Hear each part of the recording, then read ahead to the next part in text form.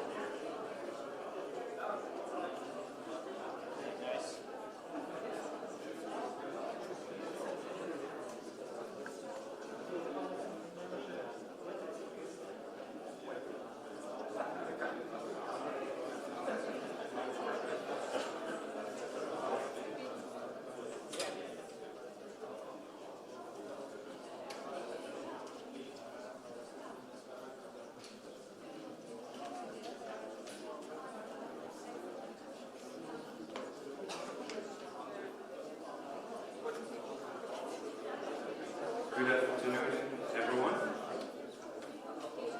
Please welcome here to the GBU building and please take your seat. We'll start the conference. I will wait for the camera to be on the behalf of Toomo Center, AGBU, the Estonian Embassy, and the EU delegation in Romania, I would like to welcome our different keynote speaker. And I would like to invite, firstly, Mr. Vacek Gavrilian, Vice Prime Minister to the Republic of Armenia, to come and give his opening remark to this jointly organized conference on e-governance. Mr. Gavrilian, the floor.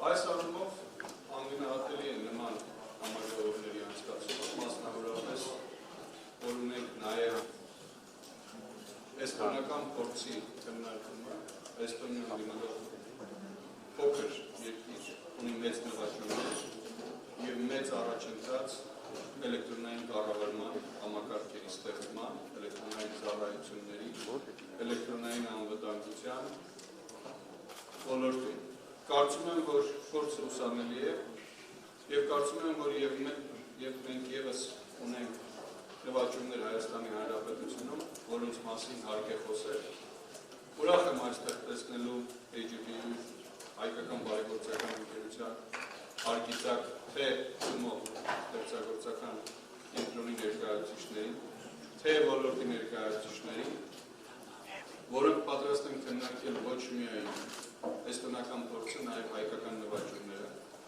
Կարծում եմ, որ պարոն Հարությունյանը իր խոսքում մանրամասն կանդրադառնա ոչ միայն այն ծառայություններին, որը մենք ունենք, այլ նաև այն տեսլականին, որը կառավարությունը այժմ ունի, եւ այն միասնական ուղղության քաղաքականությանը, որը այժմ կառավարությունը տանում է, քանի որ հարկավոր է էլեկտրոնային ծառայությունների ոլորտում ոչ միայն խթանել լավագույն փորձը, ոչ միայն խթանել նորարարությունը, այլև անհրաժեշտ է ստեղծել ընդհանուր լեզու, փոխգործելիություն եւ միասնական միջավայր, որտեղ ոչ թե պետությունը միայն տա նորմերը, այլ պետությունը ստեղծի միջավայր, որտեղ կարող են տարբեր մասնակիցներ ստեղծել իրենց ծառայությունները, մատուցել իրենց կողմի ծառայությունները եւ դա անել ոչ թե կոնկրետ այս կամ այն ընկերության կամ այս կամ այն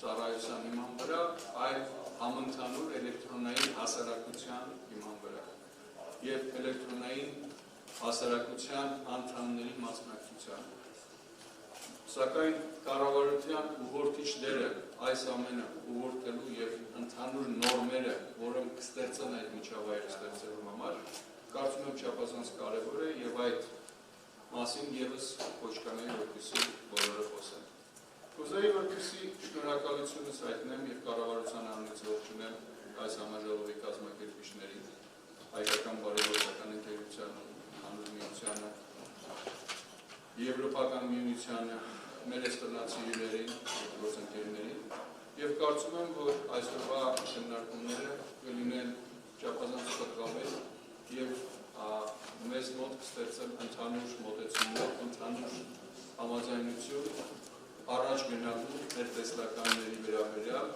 որը ոչ թե կաշկանդող է, այլ օժանդակող եւ հնարավորություն կտա բոլորին էլ ավելի բազմազան ծառայություններ մատուցել մեր հասարակությանը։ Շնորհակալություն։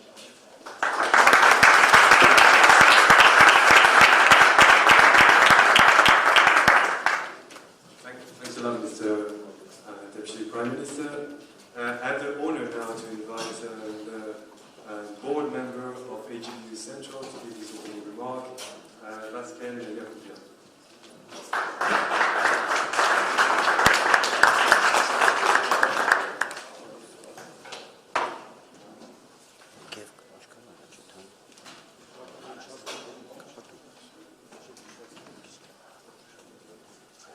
Բարևձեզ,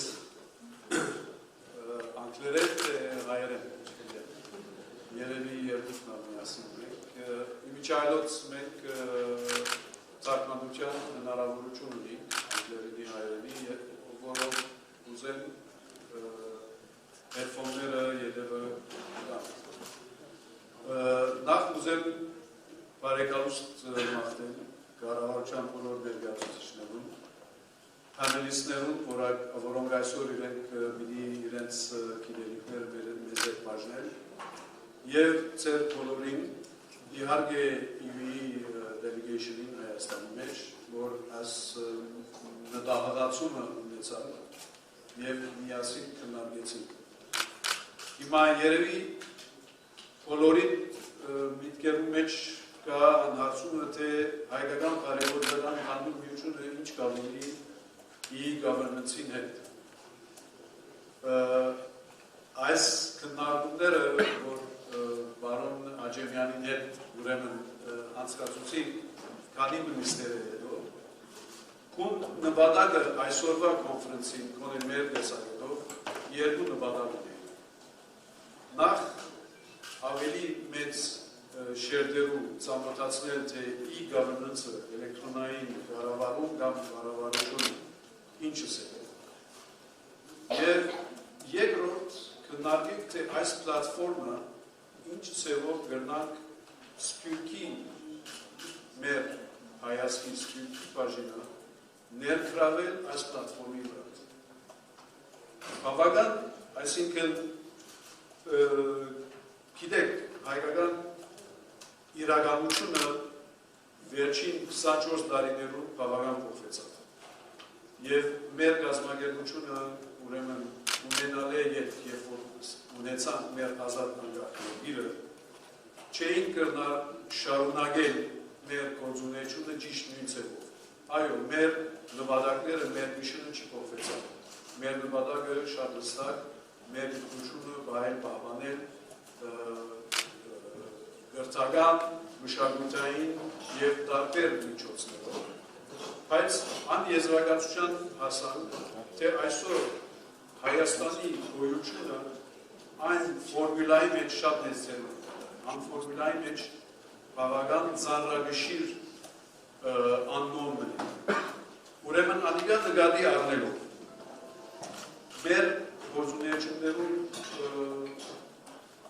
ուրեմն ուղղվածությունը հերին դեպի Հայաստանում։ Առանց որևէ մեկ բան զիջելու մեր բոլոր ծրագիրները Սփյուռքի մեջ։ Հիմա այս ուրեմն e-governance-ի բանը, երբ որ կգարտանք Wikipedia-ի մեջ, եթե մտնենք, կտեսնենք, անգլերենով պիտի գարտանք, Electronic governance or e-governance is the application of information communication technology for delivering government services, exchange of information communication transactions, integration of various standalone systems and services between government to customer, customer host citizen, G2C, government to business, G2B, government to government, G2G, as well as back office processes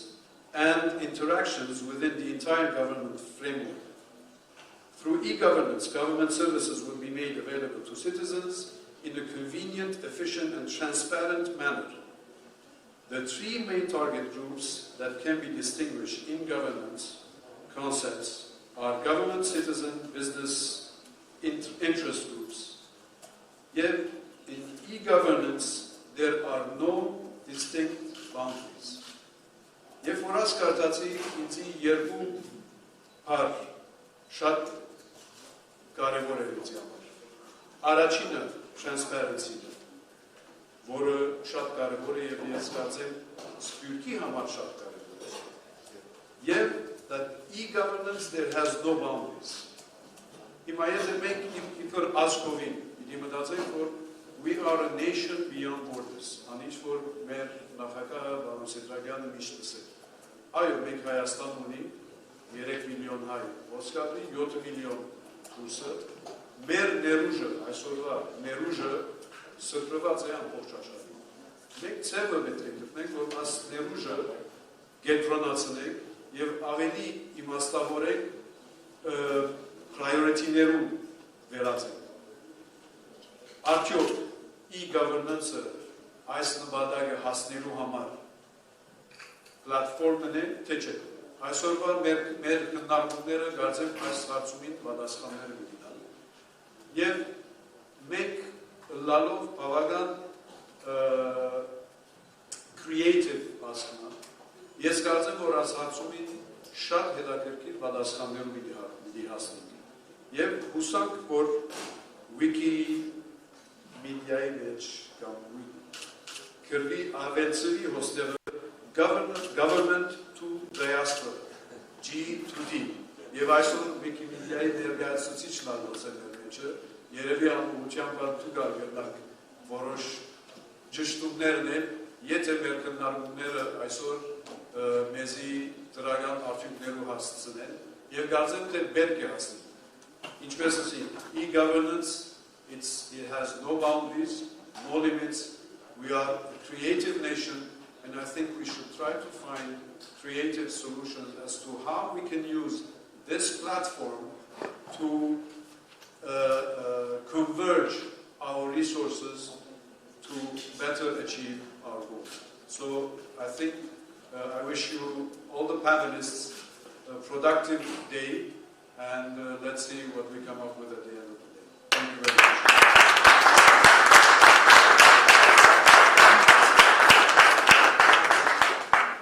Thank you, Pascal, for this inspiring word. I have the honor now to invite the Ambassador of Estonia here, and as you all know, Estonia in e-governance is showing the way not only to Europe, but to the rest of the world. Thank you. Good afternoon, Deputy Prime Minister, dear Armenian friends, Ambassador. It's a really pleasure and honor to be today here in this, by the way, in this beautiful building, and especially to talk about e-governance. Of course, for Estonian, it's the most, for Estonian ambassador, it's the most comfortable topic to talk about. But it's always a pleasure to talk about this with the audience who are actually our key partners in this process. E-Estonia is, I think, is part of our identity. So we consider ourselves e-Estonians, and I think that it's identity inside. It's very natural, it's very elementary for us to have e-services around it. I think my children, or myself already, we take these things frankly, that it's like washing your teeth. It's like everything you can do online nowadays, or over the mobile phone. But it's also from outside. I think this e-Estonia has become our identity, and which we have been enjoying. I think in our process of development of our country after the collapse of Soviet Union, there has been two main triggers or game changers. One has been EU integration and EU accession, which really helped to transform our society. And second has been exactly that e-governance, e-services, e-society. I think this has been another parallel trigger for the change, for the innovation, for the transformation. And I think both of these directions, they have given us tools as well as motivation. It has increased transparency in our society, it has increased support democratic process, it has really been the key process in our transformation. And of course it's a continuous process. Inside Estonia, we try to continue to be innovative. I think technology nowadays, it really changes our society, and I think our governance system has to keep up. otherwise the future generations will not follow our governance, our democratic governance structures. It's also about looking ahead and finding new partners in the world. And Estonia has been increasingly active inside EU to get the EU digital market, EU common e-services running in the future, but also outside. And I think Armenia has become one of the key partners for us. And our, if I may call our ambassador of Estonia, the ambassador, Ivar Pavlov, has been working with Armenia here, and I think this synergy, partnership, what has been created, and the achievements you have done in this very short term, I think there is a potential to show leadership in the world together. So I'm very excited about this event. Estonian Embassy, Estonian Foreign Ministry, Estonian government is always supportive of these activities. I want to say special thanks to the EU delegation here and for keeping this in the agenda in relation between EU and Armenia, and we hope that this will be enlarged with other countries as well. We also hope that this positive trend in our partnership here, it will also increase our economic relations, business relations. I think there is a huge potential with regard to the business opportunities which come from the e-services and e-commerce. So I wish very fruitful day. I don't have to speak long because I have another opportunity, and there is there is the expert on the field to talk about the Estonian experience. So thank you very much.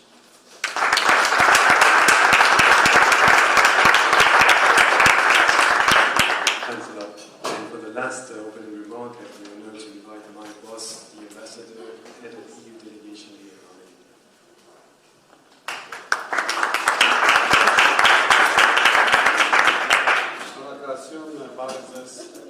I'm really very happy that the European flag, the European emblem is so visible today in the context of governance and the future of Armenia. And indeed, the European Union has consistently supported initiatives and projects aimed at introducing elements of e-governance in Armenia. The list is very long of these projects. E-visa system, multi-electronic document management system, online tax return filling, online business registry, e-civil status register, e-police. These are real assets and real achievements of the Armenian government, Armenian institutions, and also the international community. I would like to say that we remain committed and we want to contribute further to enhancing the e-governance model in Armenia. The overall commitment of the European Union, including the running projects and the future projects, constitutes over 25 million euros. Our next stage is linked to the creation of the system of interoperability between all these different sectoral elements of e-governance. That's our priority for the coming months and years.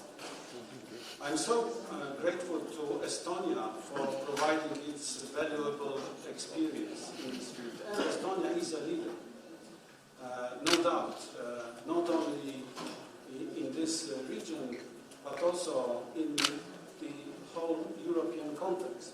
And it's something that a small country can build an image of a leader investing in future-oriented segments of economy and governance. And I think it's a very good example for Armenia. You can really follow the path and develop a very high standing, a leadership, not only in your region here in South Caucasus, but well beyond. So being grateful to Estonia, I'm hoping that the experience of Estonia can be of relevance to Armenia. And indeed, in this field, you can do shortcuts. That's the beauty of the sector, that you don't have to follow the path of others who did it before. You can learn from their experience, from their mistakes, but also from their successes, and do it the short way. I know that Armenia is a land of talents. Top chess players, mathematicians, top academicians come from Armenia. To me, no surprise. For a guy like me, even the word mathematician sounds like an Armenian name. So you have the brains, Armenia has the experience, and the European Union has the funds. Let's make it a perfect marriage and move forward. You can count on our support. Shut my seat.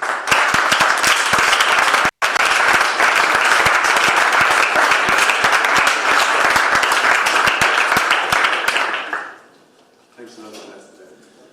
Now we're going to move to two presentations, and we wanted it to be informative. So it's important. Everyone is talking about e-governance, and I wanted the Professor Ino Talo to make a presentation. He's the founder of the e-gov Academy in Estonia. He's the person behind what happened in Estonia, and he knows how to explain it easily to people. So I would like to invite him to take the floor and to teach us and explain a little bit what it is, where it's coming from, what are the opportunities. And if you have time after, David Rutunan, Chief of Staff of the government, I already listened to him on different e-gov presentations. He completely mastered the topic, and moreover, he can show you what has been done in Armenia, and we believe EU that a lot of progress has been done. So there's two nice presentations, one after each other, open to question for us here to understand. And you will understand also why EU is so excited to continue supporting Armenia in this field. Ivan, the floor is yours.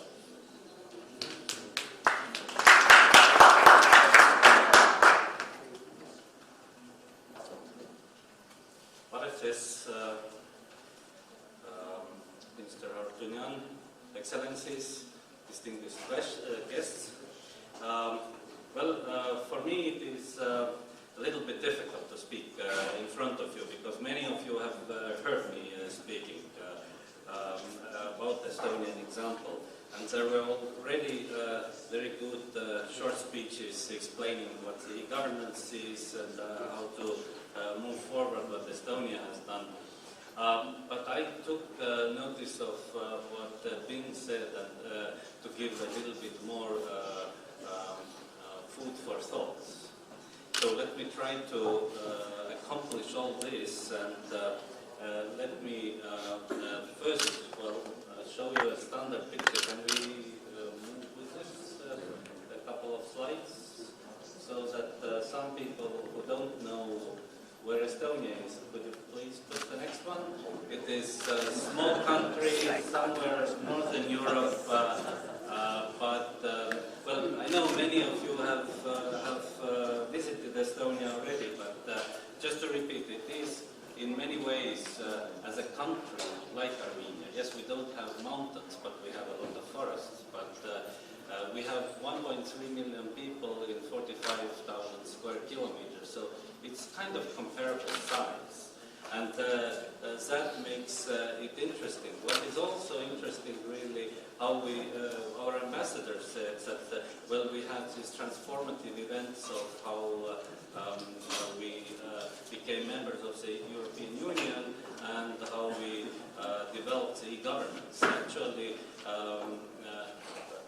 my memory goes back even further a little bit. So the e-governance was one of the key elements why EU big shots started to look at Estonia. Because already at the end of the 90s we were doing quite a lot what others who didn't. And so in one way the this kind of country thing, e-Estonia, is a political statement. And I hope that I trust it can be the same for Armenia, to really give the impression to your own people, to the outside world, that you are progressing. Because that is something that Western countries and Eastern countries, they take seriously when they see, oh, you are doing this, then they say, okay, you are like us, even if they haven't done it yet in many ways in these countries. So it is a political project, but First, let me go back a little and ask a question: what is government? I mean, it is really why or how this e-governance is interwoven into all this. We shouldn't really think about the e. I'll come to that, but governance is how we collectively live together, and therefore it is about communication. A lot about this on communication. There is a guy, his name is Harold Innis. He was a professor of philosophy in Toronto University. He lived, almost 100 years ago. But he was writing a book, and this book explained, where he explained this vision or theory, how different ways of communication change the way how people view what is government. He basically states that first, when we started to write on clay tables, then we started to have government as such. And then you didn't take the clay tables too far. So if you actually started to write on papyrus, you got the empires. And when you started printing, then you started sort of the New World Order. And he died in 1950, so he didn't see the ICT revolution, the information communication technology revolution. But it tends to think, and when you think about the government, it has this big impact. And now the question is, okay, do we follow it just, by accident inventing something, or can we shape it? And that is why I've been doing this for a very long time, and I hope that Armenian government is also going to do a long time still, because it's not a one-shot project. It's not something that you start tomorrow by order and then you finish by the end of the year. It is kind of a commitment. If we go and look at the government or the e-government, now this theory part, look at, everybody knows from the childhood this, I think it's an Indian folk story of an elephant in the dark room. I mean, people and elephants. So the people start to describe what they feel. Okay, somebody feels its tail, somebody feels a leg or something. But it is really that what I want to say is that this e-government is such a big thing. You can't really do it in one day. It is a generational change that you are going through. And we will hear it very soon from Mr. Harotunyan, but Armenia is in a very good position. It is also not only the government's position, it is my assessment as an expert, that you have developed a lot of these kind of key elements, and therefore you can build on this. So, but let us go on and see a couple of little movies. So, as to the characteristics, modern characteristics of what technology does in government. It's a more flexible and responsive solution, like digital signatures. Let's take Filippo, whose business partner is based abroad. Whenever they need to countersign documents in the course of their work, it can end up taking them weeks to get a deal done because of all the paperwork being physically sent back and forth. It's such a waste of time. Now, if Filippo and his business partner used digital signatures, they could close their deals in a matter of minutes, not weeks. They'd only need to select a document, right-click it, sign digitally using their secure PIN code, and then send it off by email. The process is completely paperless, and in the European Union, a digital signature is just as valid as one made with ink. But it gets even better. With the mobile ID, Filippo can sign documents, make bank transfers, and more, all from his mobile phone. Wherever he happens to be, and with whatever papers he needs to sign, whether they're for business or other legal purposes. Studies have shown that using a digital signature helps to save an equivalent of 1 whole working week per year for every working age adult. Just stop and think for a minute what you could do with a whole extra week of time. Or take the environment. if in a small country like Estonia, which is a pioneer in the technology of digital signatures, it's been found that a stack of paper as high as the Eiffel Tower could be saved every month, imagine how much it could do to reduce the waste for other, larger European nations. Digital signatures benefit everyone, from common citizens and enterprises and all the way up through governments. It raises productivity and efficiency, helps to reduce our impact on the environment, and establishes a uniform digital market in Europe.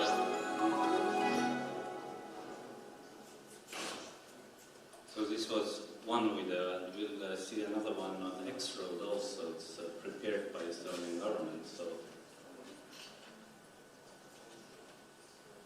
just to explain it in an easy way.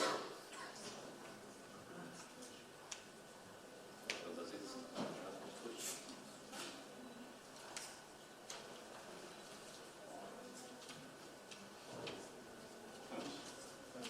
Doesn't like to run on your computer, I guess. Let's be honest, interacting with public offices is tedious. Data is gathered into compartmentalized systems, which makes changing information difficult. So the pieces of information concerning you seldom fit together properly or easily. That's the reason we have to present the same forms and papers over and over again, and always during business hours, between 9 and 5. The X-Road changes everything. For more than a decade, it's been enabling different public sector data systems to understand each other, helping them communicate and synchronize information. It is digital, fast, and secure. As various offices can communicate directly with one another, there's no risk of information overflow, even with many users, and even more data. When you use your digital signature to authenticate your data, the information you provide has validity and carries evidential value, and you can be sure the new information will work seamlessly with what's already there. All the pieces of information are stored in separate and secure data systems, but you only need to input the information once. When citizens provide their country with enough information, various processes can be automated, allowing for better, more efficient services.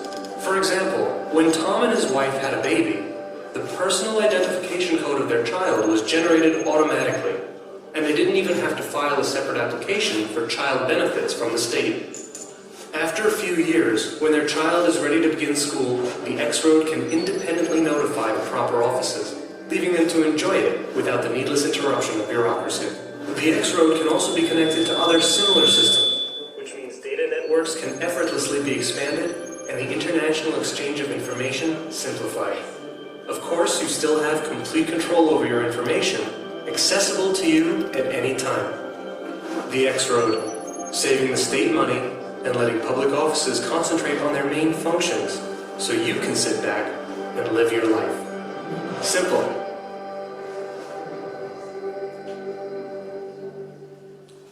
Well, of course, it looks simple in the screen. There is some pretty complicated technology in the background. But we don't have to worry about that. That is for the technical specialists. Let me just sort of tell you why I chose these two things. I think these two clips to show you. They are very relevant to Armenia. Armenia has already embraced the digital signature and is about to start building this data exchange service, what we call an X-Road, this interoperability of the back office systems. So you are well on the way, but it takes time. We'll show it a little bit later. One of the lessons from Estonia is that it doesn't happen overnight, unfortunately. So, but it is important, and why these kind of events are very welcome is because you have to be reminded that you are on the way. Because being inside all the time, you think, oh, well, nothing is changing that much. No, the life is changing, and it's changing very rapidly. And the decisions taking you to the modernity in that sense, or the government modernity, have been taken. I believe this interoperability decree by the government was passed just about a month ago. So it is already well in the way. But when we go back to sort of one slide on this e-Estonia, why are people interested in this case? Well, we have a very high internet penetration rate, but we just learned in last year when we did the readiness survey in Armenia that you have the household rate is also 78%. It's a EU average. It's very good. So you can build, as we built upon it, this kind of digital interaction. And so if we think, I mean, especially with young people, they are fully digitally literate. I mean, they are using their mobile phones not only for calling, they are using for downloading the information and doing many things. You have already some services. You have to aggressively push for others. It isn't. You don't have to wait always for the government to do things. Yes, government has to prepare the groundwork. But then the society, the different interest groups should create these things themselves. So we should try to create an environment where it becomes possible. And in Estonia, we have created this environment, and we have already 10 years experience of actually creating complex e-services without using the paper, without forcing people to run from one office to another to gain some social benefit or to change driver's license, etc. So we have something to say, and in many countries there are all these e-governance projects and programs, but rarely there has this kind of visible results in this kind of complete way as we do in Estonia. And of course it's not only good. In that sense we have also experienced what we want to share with Armenia also, how to, I mean, if you become this kind of cyber nation, then there are others who want to attack you. And so the cyber defense capacities are very important to create these frameworks, to be ready to defend yourself. So that is the downside of life. And then, but then there are these positive movements which I have seen also in Armenia. I mean, you can grow businesses, and these businesses can become way relevant way beyond your borders. Like the Skype was developed in Estonia. Yes, the know-how on business side came from Swedish entrepreneurs, but the development center was always in Estonia. So in Armenia you have a lot of very good IT guys, and you can go on with that. We started a long time ago in our movement. We started to connect the schools to internet back in 1997. We started to train the population in a large scale in 2002, and then repeated it over. I mean, it is actually that you have to work all the time towards this goal, then it will become. It's not, again, I repeat, one-off projects that you do and then you forget. So we had a lot of projects, they grew. We didn't believe too much into scientific planning, you know, that we know 10 years ahead what is going to be done. I think we share, and one way why I believe in Armenia, Armenia has also, in the government level, this kind of pragmatic approach. You look where something can be done and then you do it. And then later you also try to create this kind of general umbrella, the vision, how it all fits together. So in our case, we started like some people did electronic parking, some people did payment of taxes. Then some people thought, oh, okay, so let's start signing documents digitally. Then somebody said, oh, well, with mobile phone it's better. Then we went to the healthcare, we went to the police. I mean, it was not pre-planned 10 years beforehand. But when the opportunities rose, when there was a readiness on the political leaders to do something in one or another area, then the government always found also funding to support this. And well, I believe pretty much that is the situation here as well, with the help of donors, that you can move in this kind of way forward. Let's just look at some general ideas. What really, I think, brought us this success. We had a general consensus in the society that this is something we want to do. There was, of course, and always has been, skepticism. People say, oh, in our village, you think that somebody is going to do things electronically, forget it. Or, oh, our village is not connected at all. Well, the first, this connection question, I think it is solved for Armenia, it is solved for Estonia. It should really, or in our countries, can be taken off sort of the agenda. But this kind of skepticism, oh, are people going to use it? That we see all the time. And yes, skepticism, well, it is healthy. I mean, there can be many opinions, but people are going to use it. That is one thing that we have learned. People who start to use these e-services, they don't go back. So for the government, one of the tasks is to get 5% more and 10% more and 5% more. And that way you actually grow this. There has to be a right mix of private and public initiative. Again, in Armenia you have it. And why I like this, there is private companies are doing a good job. Government doesn't want to do everything for them. So, but in case if private companies are not interested, government takes the initiative. So, and will be active.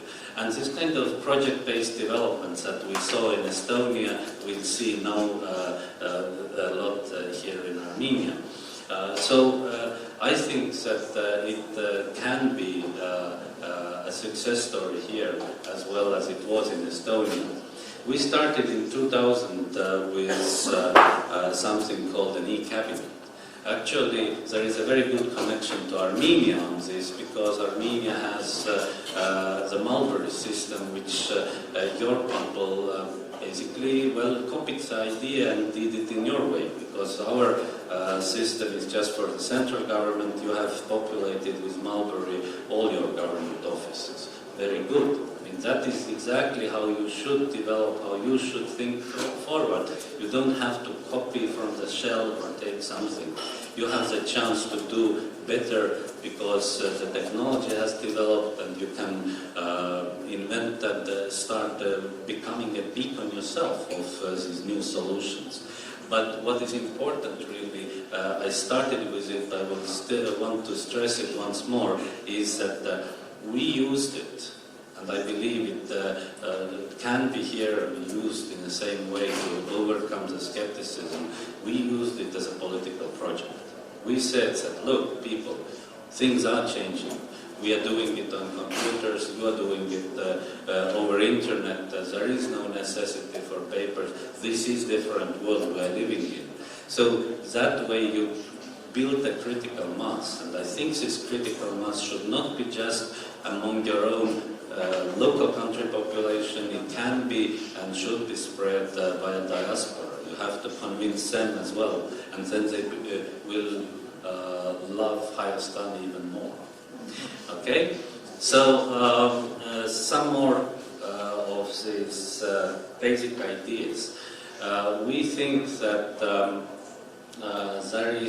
there are four basic building blocks for the e-governance to start really blossoming. So we call this e-government infrastructure. It's access to the offices, to the people, as we said. Well, we'll take it off as chart, it's done. Then it's digitized information. The basic databases have been digitized also in Armenia. If the databases are digitized, the data is there, then you can build the virtual world. And you start changing this information. And Armenia has chosen basically, because you started to build the resources in different ministries. So it is, you don't want to put them together as, some countries have done this kind of centralized model. You have gone to this decentralized way as we have done, and I believe that will bring you results very, very soon. And then the fourth component really is in this infrastructure of electronic identity. And you do have the cards, but you haven't really promoted them enough. I guess there should be, that is to the donors, more support for promotion also, because you have been helping the government to do things, but well, it is always very difficult in government to defend these issues. Well, we have to promote them because, well, no, government has to do things. So let's help with the donor community to promote things when they are done. And when it is done, then we'll really don't have to say, okay, is e-government, e-school, or e-health, or e-business? It is, I mean, in Estonian case, it is already everywhere that you can put an E or M in front of it. And what it means, if you push the slides and it's, hello. Then what we see is that all these institutions become connected to each other. It's not just the email exchange, it's information exchange, how we actually live together. And this is kind of the the nucleus of the new government to become in the 21st century.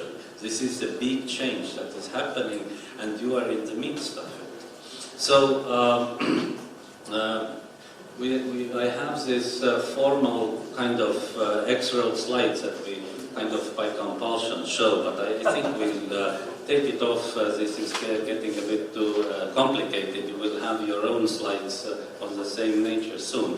But let me just stop here. I mean, you have these cards, but what is important, look at, I put the fresh data there. We have today 1,256,328 electronic ID cards. Basically, every Estonian has one. And it wasn't uniform. It's not that the moment the government created these cards that everybody embraced them. Far from that. There were political struggles actually in the government. But the government had the foresight and said, well, this is the way towards the future. There is a need for digital identity to establish yourself as a person unequivocally in the digital virtual world.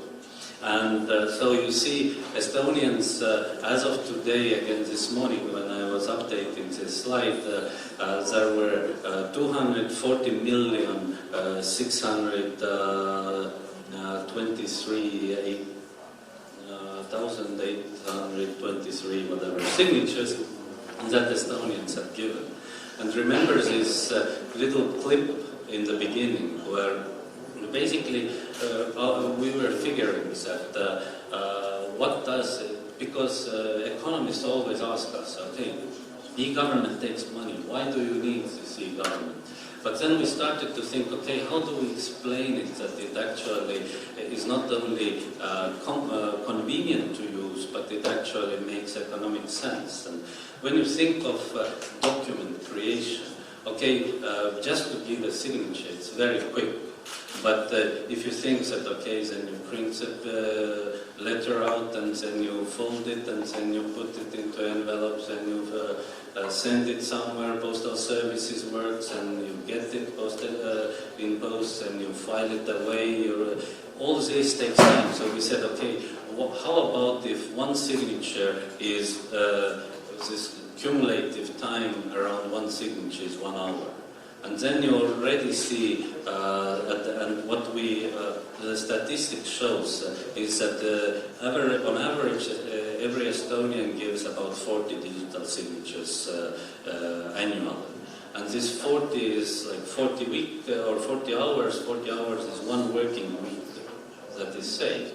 So, I mean, there is direct economic benefits. So maybe it's not an hour, maybe it's half.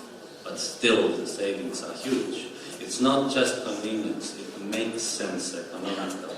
And it takes time, that is true, it takes time. We started in 2002. The first digital signature was exchanged between the mayor of Tallinn and the mayor of Tartu, 2 Estonian towns like you have Yerevan and Gyumri. and it was widely symbolic, of course. But for the first 3-4 years, there was a lot of criticism. Oh, it doesn't take off. You scratch a car windshield in winter to get the ice off. That's the only thing that we do. But well, now we do almost everything with this card, and we think that it's pretty damn convenient and also makes economic sense. So let's go back to the philosophy a little bit. And one of my favorite slides, what is done with this new technology. First, it is kind of helping the back office. The people go to the officials as they used to go, and there is no change there. It is only the connection of the back office and officials that is changing. If we look what the next step was, and that is, let's go on, this one, it shows kind of where, for example, your neighbor Georgia is. And Georgia is very successful in it. They created these big public service halls, very nice imposing buildings, where people go and then get served. They don't have to run around between many government offices, but still they have to go there. Estonians, we kind of thought differently. We thought we don't really need to go to the government offices at all. If I can do it from my computer, if I can identify myself very clearly that this is me, then the government will trust this and will trust and honor my request if I have the right to request this or that. So we looked already actually in Estonia back in 1990s to this kind of developments.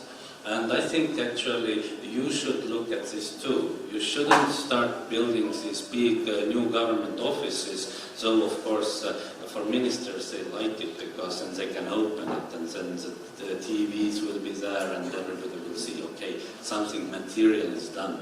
And I respect that ministers need political support, so they need to do these things. But also, you need to take the life further.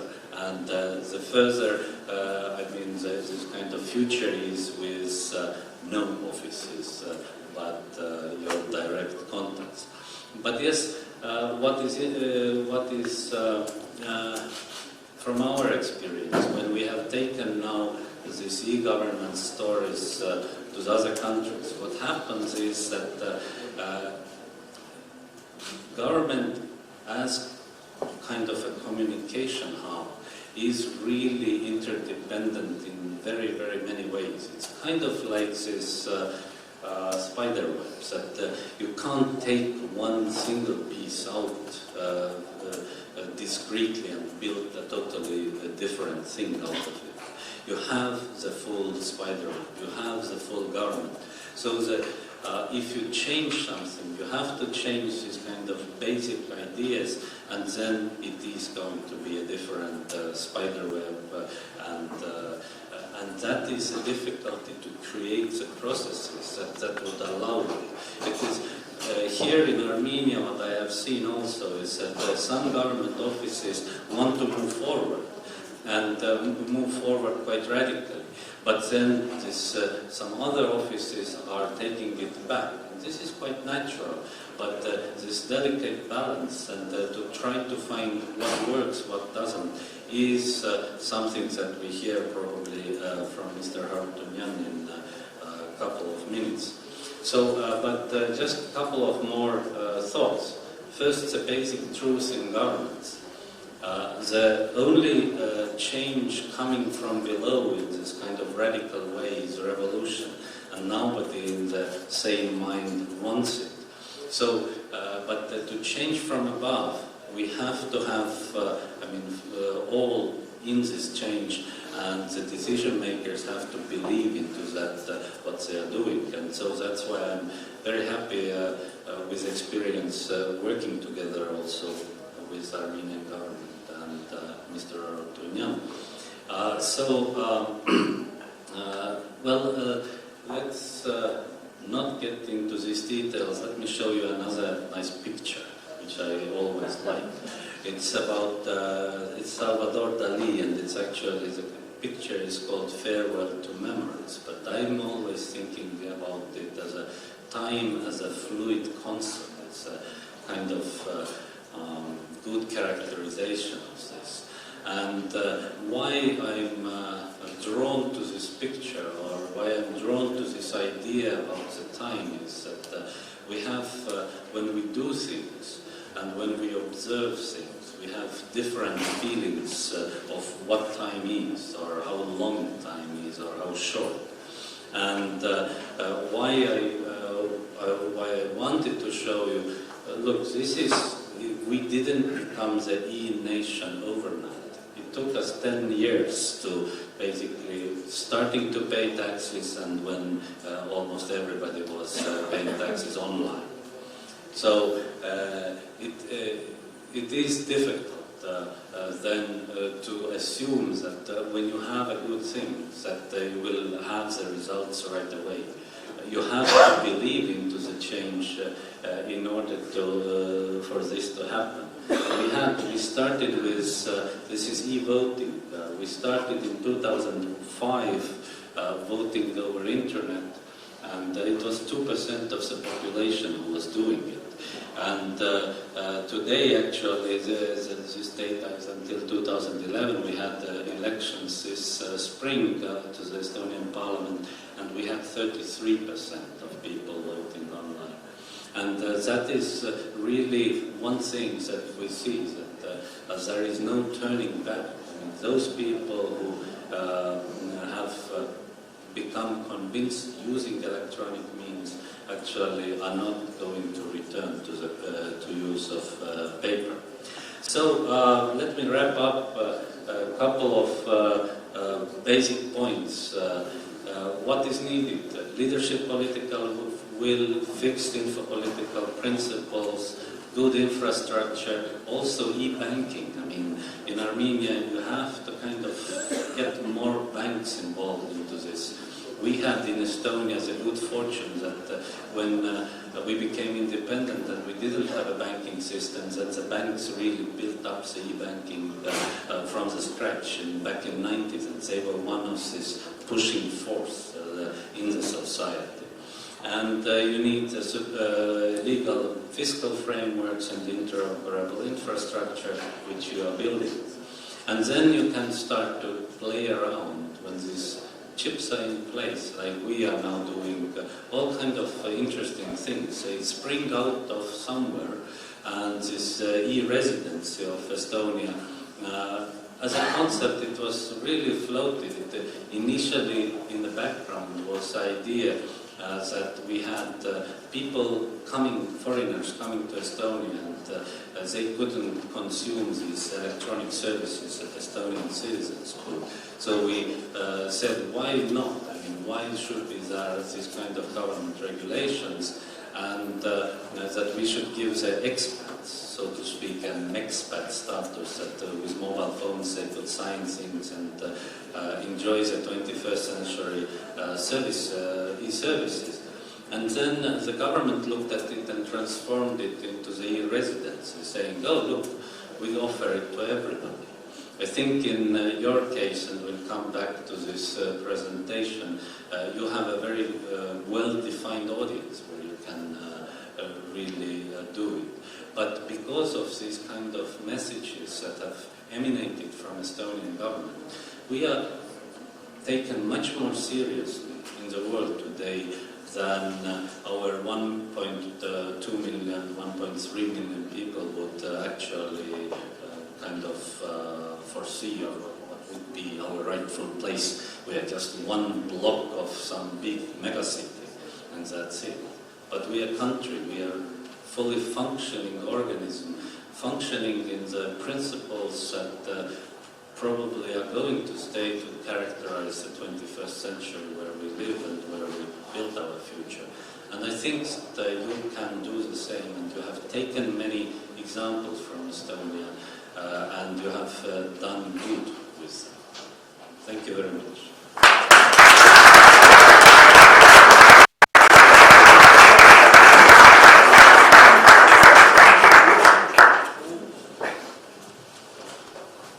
For in this very interesting presentation, addition, I would like to invite the Minister Chief of Staff, and then we'll open the floor to questions to our two presenters.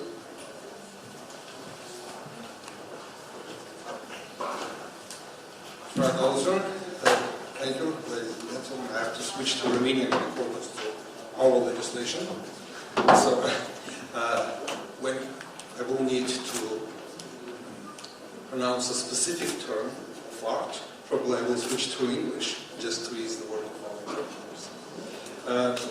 Ես սկսեցի մի փոքր պատմությունից, որտեղ 35 տարի առաջ ավարտելով Աշխարհական տեխնիկայի ֆակուլտետը եւ ինժեներով ծրագրավորող սկսեցի աշխատել մի գործարանում, որտեղ առաջին քայլերն էին անում ավտոմատացված համակարգ ստեղծելու։ Եվ ամեն առավոտ իմ պարտականությունների մեջ եմ մտնում ծրագրի կողմից գեներացված հաշվետվությունները տանել տնօրենին։ Շատ մանրամասն հաշվետվություններ, ամեն օր դա մոտավորապես 200 մեգ էջեր, այրեք ֆորմատի եւ շատ արագ սկսեցի հասկանալ, որ այդ տեղեկությունները որևէ մեկին պետք չէ։ Ուղղակի այդպիսի ծավալ տեղեկությունների մարդ չի կարող հասնել։ Այո, համակարգիչները հրաշալի են, նրանք ճշգրիտ են, նրանք արագ են եւ հնարավորություն են ընձեռում նման վերլուծություններ անել։ Բայց եթե այդ վերլուծությունները որևէ մեկին պետք չեն, նշանակում է մենք նրանց օգտագործում ենք։ Մեկ-երկու տարի հետո իհարկե պատկերը իհարկե փոխվել էր եւ մենք արդեն համակարգչի միջոցով գեներացնում էինք շատ լուրջ անալիտիկ հաշվետվություններ, որոնք հնարավորություն էին ընձեռում պատշաճ կառավարել գործարանը։ Գրեթե նմանատիպ իրավիճակ լինում է ցանկացած ոլորտում, որտեղ մուտք է գործում IT։ Ամենասկզբից օգտագործվում են ամենաբարձ հնարավորությունները։ Արագություն, ճշգրտություն։ Իսկ հետո սկսում է կատարվել որակական փոփոխություն։ Բացառություն չի նաև ԻԳԱՎ ոլորտը, որը տարիների ընթացքում ունեցել է տարբեր անվանումներ եւ mobile government, եւ digital government, եւ smart government, անգամ very smart government, VS government։ Եվ առաջին փուլում IT-ին մուտք գործելով ԻԳԱՎ համակարգ ընդհանրապես լուծում էր բարձրագույն խնդիր, ինչպես տրանսֆորմացնել գոյություն ունեցող գործընթացները եւ մատուցել նրանց էլեկտրոնային տեսակ։ Բայց սա հենց այն էր, ինչի մասին ես քիչ առաջ խոսում էի, նույն պատկերը ինչ գործարանը, շատ պարզունակ օգտագործում։ Եվ շատ արագ քանակը սկսեց վերաճել որակի, երբ սկսեցին հայացք նետել եւ ասել, իսկ արդյոք այս բիզնես գործընթացը պետք է ուղղակի հայելապատկերվի, եթե օգտագործում ենք IT-ին։ Եվ պատասխանը միանշանակ է ոչ, IT-ին թույլ է տալիս որակական նոր արդյունք, նոր պրոդուկտ ստեղծել։ Ամենաթարմ օրինակն եմ ուզում բերել, հենց վերջին նախարարական կոմիտեի նիստում մենք քննարկում էինք օրինակ հյուպատոսական հաշվառումը։ Մի երևույթ, որը նախկինում պարտադիր էր, ավելին ցանկացած Հայաստանի քաղաքացի, որ գտնվում է արտասահմանում, պետք է անձամբ ներկայանալ եւ կանգնել հյուպատոսական հաշվառման։ Ժամանակի ընթացքում սկսեց թեթևանալ գործընթացը, պարտադիր էր, բայց կարող էր անձամբ չգալ, նոտարական փաստաթղթեր ընդունել, հիմա ասել ենք մի փուլի եւ դա կամավոր է, բայց արդեն նախարարական կոմիտեում մենք քննարկում ենք իսկ որն է սրա էությունը, ինչ ծառայություն է մատուցվելու դրա արդյունքում եւ արդյոք այդ ծառայությունը մենք չենք կարող մատուցել շատ ավելի պարզ եղանակով, ընդհանրապես չպահանջելով փաստաթղթեր, որ անձը ներկայացվի եւ այլն, որտեղ քիչ հետո մենք խոսենք յուրաքանչյուր քաղաքացու էլեկտրոնային կապերի մասին։ Ընդհանուր առմամբ կարող եմ ասել, որ այս գործընթացը անընդհատ գործընթաց է եւ պարոն Տալուն շատ ճիշտ նշեց, չկա սկիզբ եւ ավարտ, կա ցիկլիկ գործընթաց, քանակ, հետո որակ, որակը նոր քանակ, նորից որակ եւ այլն։ Մեծահասակները հիշեն մենք դա ուսումնասիրում ենք նաեւ պես դիալեկտիկական մատերիալիզմի հիմք, բայց դա ունիվերսալ է։ Ընդհանուր առմամբ ի կառավարումը Հայաստանում արվում է ինչպես եւ դասակ կան այլ երկրներում շատ հստակ ուղղություններով G2C, մեկ ասում government to customer, կամ to citizen, G2B, government to business, կամ G2E, government to employer, կամ G2G, government to government, իհարկե։ Այս ամբողջ բազմազանության մասին ես հիմա կարող եմ մանրամասն խոսել, բայց ես վստահ չեմ, որ մեր հիմնական թեման դա պետք է լինի։ Կարող ենք իհարկե խոսել առանձնահատկությունների մասին այդ ծառայությունների, որտեղ են թերությունները, որտեղ են մանրադավերները,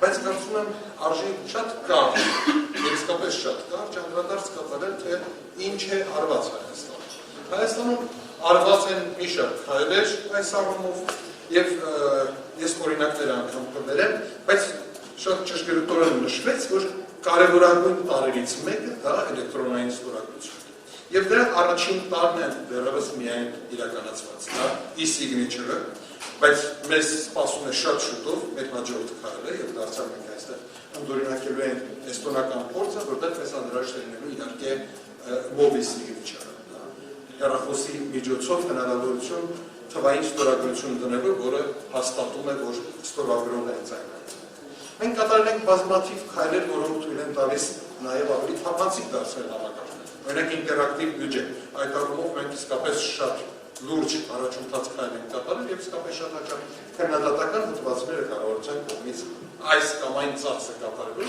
հենված է հենց ինտերակտիվ բյուջեի վրա, որտեղ ամբողջ տեղեկատվությունը բաց է հասարակության համար եւ մենք համարում ենք սա մեր կարևորագույն ձեռքբերումներից մեկը, թեև գրեթե ամեն օր կամ առնվազն շաբաթը 3 անգամ մենք կարդում ենք լուրջ քննադատական հոդվածներ մեր ծախսերի վերաբերյալ, բայց դա մեր ձեռքբերումներից մեկն է։ Մեկ այլ համակարգ, որը ևս պարտանալու առիթ է տալիս, դա հարկային հաշվետվությունների ներկայացման համակարգը, դարձյալ ստորագրված թվային ստորագրություններով։ Մանրամասն կարող ենք խոսել տարբեր համակարգերի մասին, սկսած իրավաբանական անձանց գրանցման պետական ռեգիստրի մասին, խոսենք քաղաքացիական կապության ակտերի գրանցման մասին, ընտրողների ցուցակը վարելու մասին, հրապարակային ծանոթությունները տալու մասին, էլեկտրոնային աճորդի մասին եւ այլն։ Ես ուզենայի խոսել փոքրինչ e-citizen պորտալի մասին, որի մասին մենք խոսել ենք նաեւ անցած մեր հանդիպման ժամանակ, ինչու, որովհետեւ սա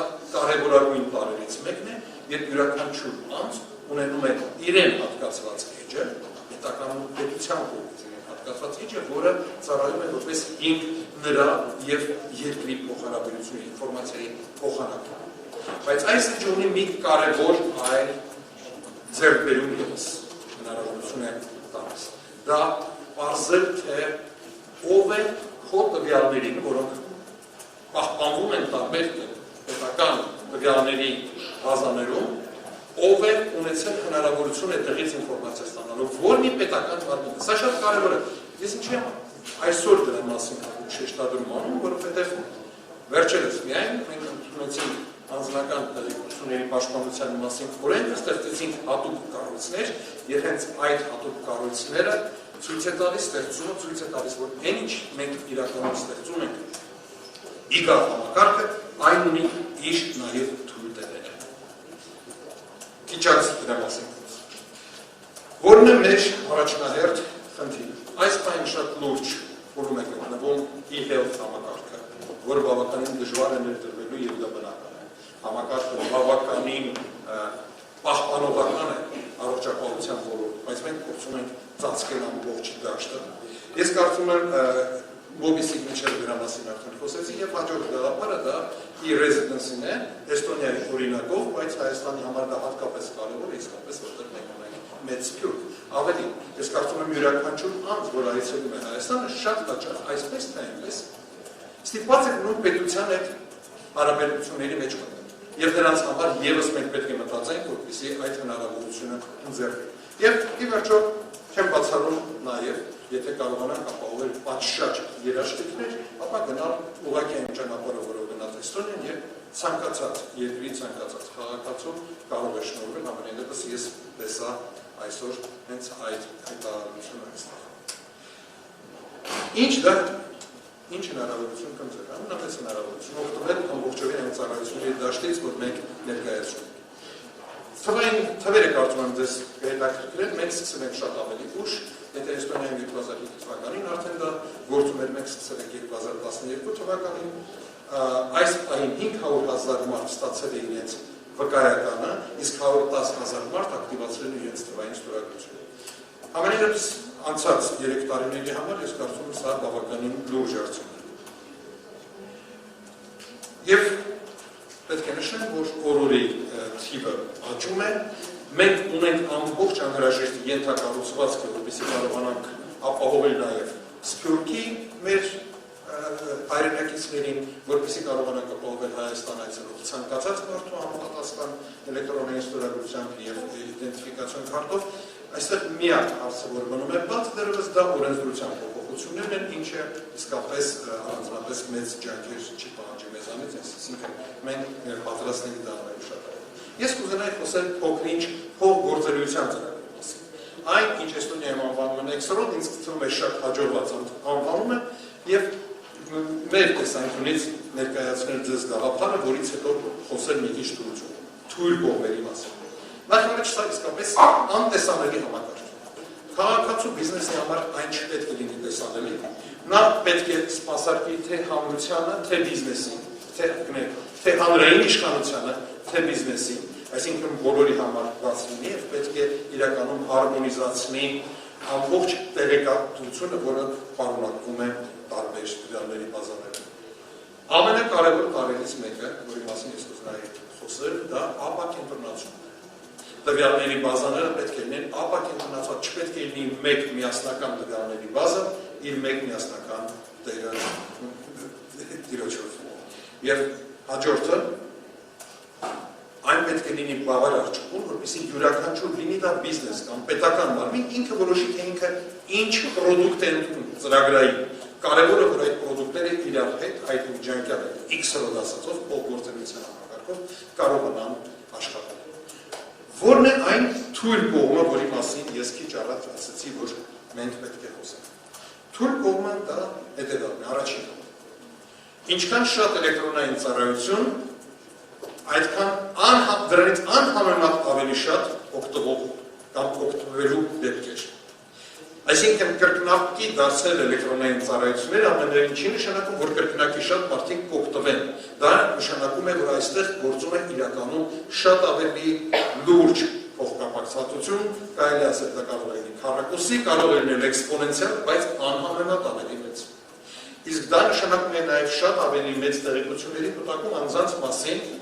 տարբեր տեղեկատվական համակարգ։ Այս պայմաններում անվտանգությունը իսկապես կարևորագույն կարգ է դառնում, ընդ որում մենք խոսում ենք անվտանգության մի քանի ասպեկտների մասին։ Անվտանգության մի ասպեկտը վերաբերում է ֆիզիկական ենթակառուցվածքին։ Վերջերս մենք զորավարժություններ ենք անցկացնում, եթե հիշում եք, եւ այն համակարգը Մակբերի, որի մասին քիչ առաջ խոսում ենք, երբ պետական մարմինները իրար հետ պրակտիկորեն անթուղթ ենք մենք հարաբերվում, բացի գաղտնի թղթագրությունից, մեր ամբողջ թղթագրությունը էլեկտրոնային է, հենց այդ Մակբերի համակարգով, եւ մենք քննարկման առարկա դարձրեցինք, իսկ ինչ կարող է լինել զորավարժությունների ժամանակ, եթե հանկարծ վնասվեր մի գիծ։ Փառքաստո, որ մենք կարող ենք վստահորեն ձեզ ասել, որ եթե մի գիծը վնասվեր, մենք ունենք ռեզերվային գծեր եւ դա իրականացված է այն ձևով, որտեղ մենք ի վերջո երկին ենք, որը գտնվում է ոչ խաղաղության եւ ոչ էլ պատերազմական վիճակում, միջանկյալ վիճակում եւ դրա մասին հատուկ պետք է խոսենք,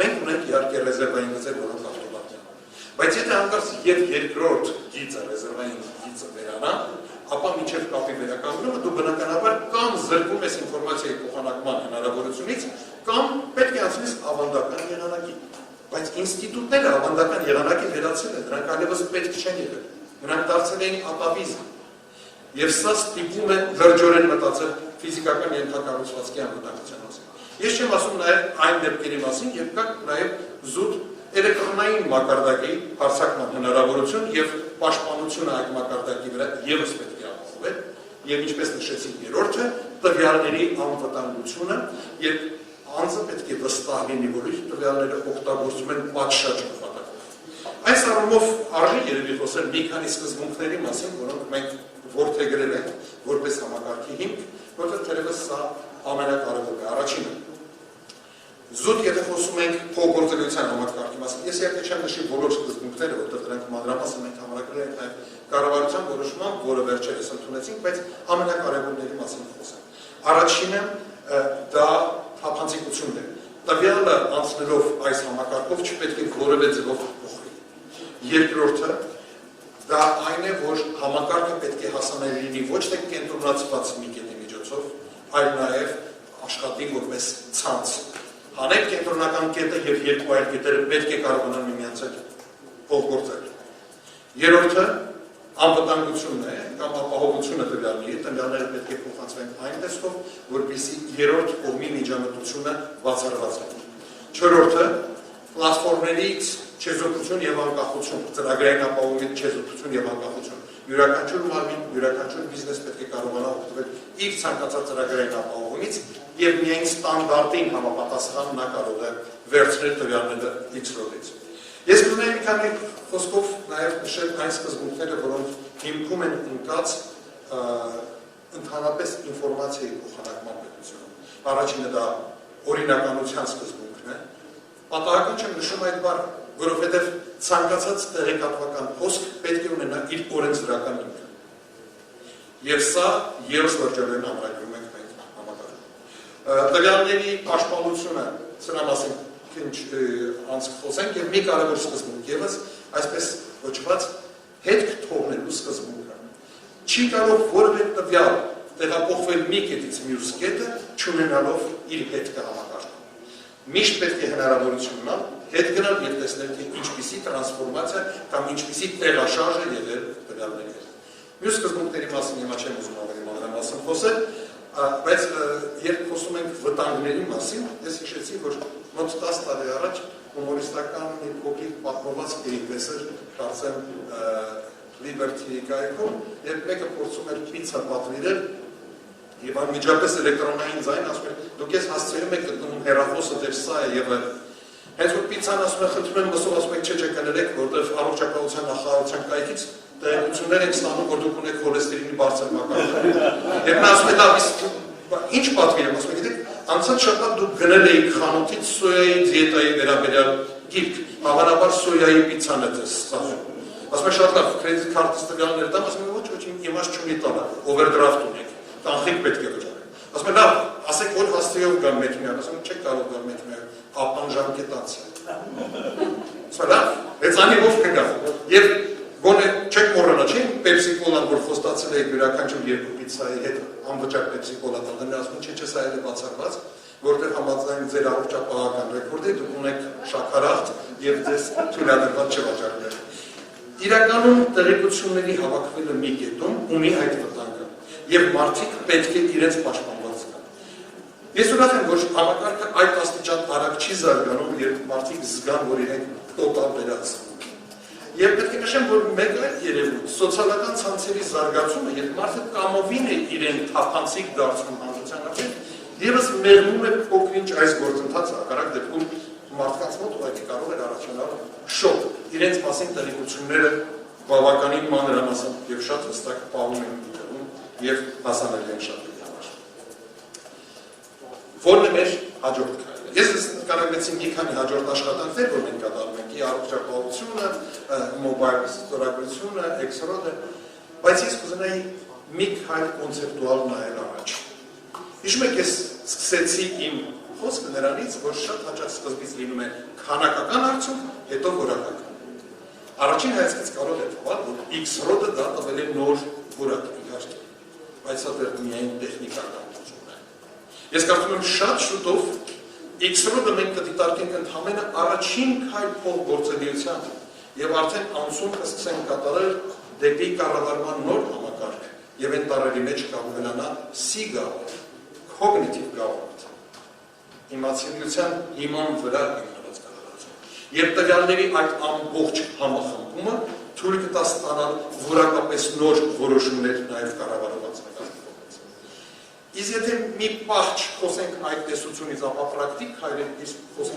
քայլերի մասին, ես կարծում եմ ԻԳԱՎ-ի համար շատ կարևոր եղավ 5 տարի առաջ ցակած մի երևույթ բիտկոին։ Ես չգիտեմ ինչքանով եք ծանոթ բիտկոինի կոնցեպտին, բայց ես կուզենամ ձեզ ներկայացնել իմ տեսլականը ինչու բիտկոինը կարող է իր էական ազդեցությունը թողնել ԻԳԱՎ-ի վրա։ Եթե վստահ եմ, որ ոչ բոլորն են ծանոթ բիտկոինը դա անսպասելի մի երևույթ է, էլեկտրոնային փող, որևէ բանով չապահովված, որևէ մեկը դրա պատասխանատվությունը չի կրում, չկա մի կենտրոնացված կազմակերպություն, որը որոշում է, թե ինչքան բիտկոին պետք է լինի աշխարհում։ Հայտնի է սկզբանը, որ ամենաշատը լինելու է 21 միլիոն, բայց բիտքոյնը 5 տարվա ընթացքում դարձավ ֆենոմեն, որը վաճառվում է այսօր բորսայում։ Հասկացեք, էլեկտրոնային փող, որևէ մեկը ոչինչ չի երաշխավորում, բայց բիտքոյնը վաճառվում է բորսայում։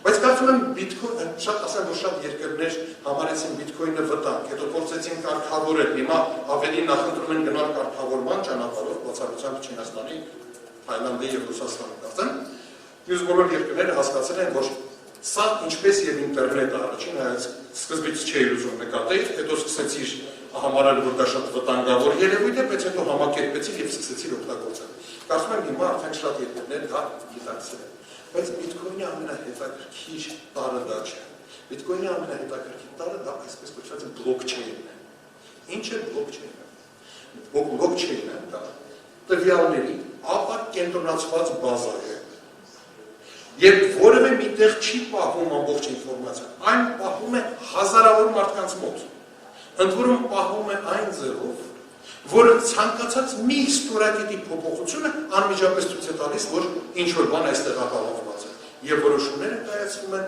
կոնսենսուսով, կամ կարելի ասել մեծամասնությամբ։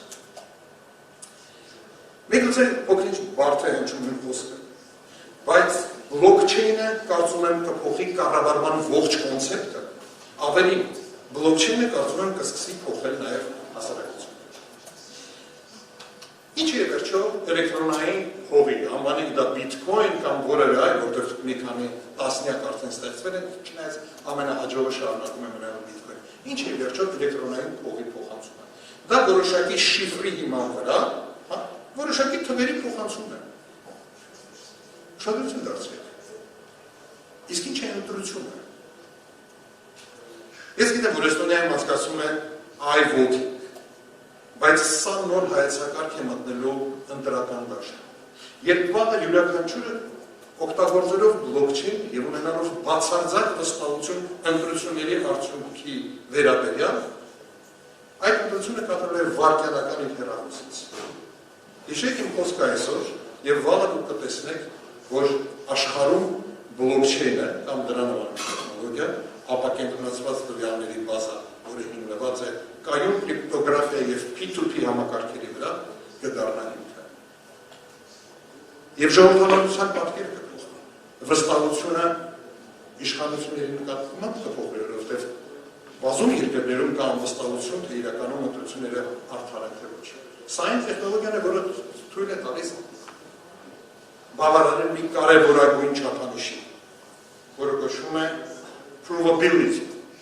Դու միշտ կարող ես հետ գնալ եւ համոզվել, որ իրականում դա տեղի ունեցել է թե չէ, եւ հենց այդպես է տեղի ունեցել թե չէ։ Սա մեկ օրինակ բերեցի ձեզ ընտրություններ, իսկ հիմա մի պահ մտածենք մեկ այլ օրինակի մասին։ Հանրային ռեգիստրներ, կադաստր։ Ինչ տարբերություն մարդը գումար է փոխանցում, թե ինքը իր անշարժ գույքն է փոխանցում։ Եվ ինչու իր անշարժ գույքի փոխանցումը պետք է անպայման հենց մի տեղում կենտրոնացած լինի, եւ ով կարող է երաշխավորել, որ որևէ մի խարդախ մի օր չի գնա եւ այնտեղից մի թուղթ չի անի, չի կերծի մի թուղթ կամ միտեղ մի ստորակետ չի ավելացի։ Այս համակարգը ոչ մի կենտրոնացում, բացարձակ թափանցիկություն, բացարձակ հասանելիություն յուրաքանչյուրի։ Ես կարող եմ տարբեր օրինակներ բերել, բայց ինձ թվում է, որ այսօր որակական առումով մենք նայելու ենք դեպի ապագա եւ տեսնելու ենք, որ իգավ հայեցակարգը փոխվում եւ փոխում է մեր հասարակությունը։ Շնորհակալություն։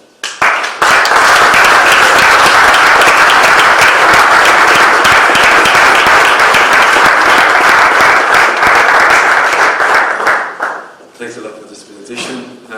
To make it more lively, I would like to invite the two panelists here and to open the floor for some questions.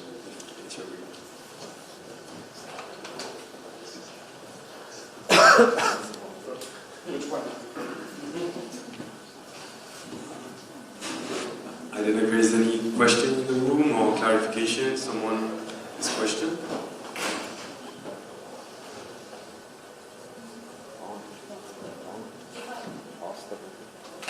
Yeah, if I may, question to Mr. Ivanov. With regards to electronic data and electronic e-governance, Can you please maybe some examples from Estonia and also reflect on the situation with statistics and data exchange? Because in our opinion, the electronic and e-government system also makes the changes on the way how the data is exchanged between government institutions, how much this data is available, and how much it actually affects the policy making. Thank you. Thank you. Well, there are two questions really in this. I think one is traditional statistics and how to use it. What is already happening. I mean, statistics used to be kind of for the geeks. There were special people called statisticians who were collecting the data, manipulating, and then the big guys from the government were kind of telling them, okay, tell us something as a question, and then they want the answer. Today, this system is much democratized because of technology. And we see that the statistical offices around the world really develop these new ways of both presenting and enabling users to manipulate the data. Meaning that you don't have to have specialized skills, but you can, I mean, statistical data generally is always free. I mean, it is not restricted use. I mean, it is in the public domain, it is public data, but, and it's not personalized. So, but it was previously difficult to manipulate, now it is easy to manipulate. So journalists, anybody, I mean, who has interest in government affairs can actually have these services for themselves as well. And so they could have, you don't have the core of knowledge just in very narrow circles of whether it is a ministry or some other think tank only, but you can spread it much more evenly in society.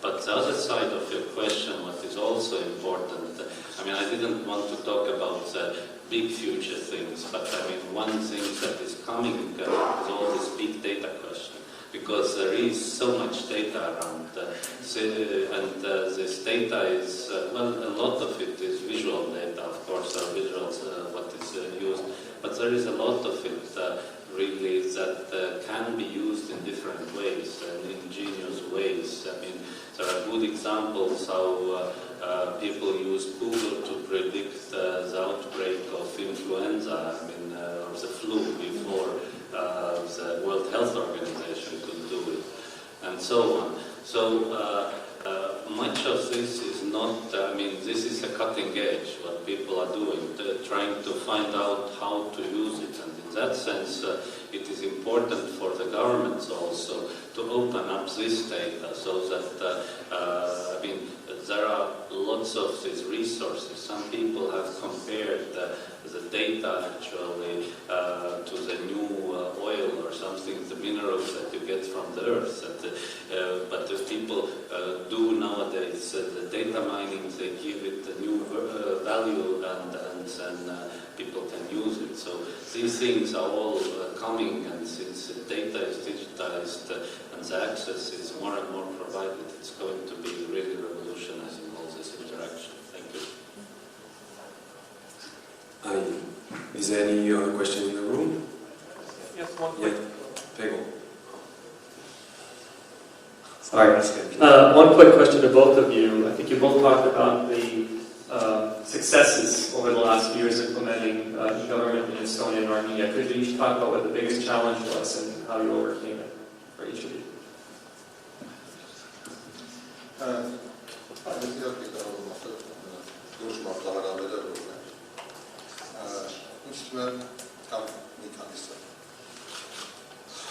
Ամենամեծ մարտահրավերը ըստիս դա անվտանգությունն է եւ այն որ վիզայնապարկ Հայաստան չի գործում։ Եվ դա պայմանավորված է որոշակի խնդիրներով անվտանգության հետ կապված։ Ցավոք աշխարհում այն լարվածությունները դա առաջացնում ունենում է նաեւ իր արտացոլումը։ Երկրորդ կարևոր հանգամանքը, որը կարծում եմ հիմա դրանք դա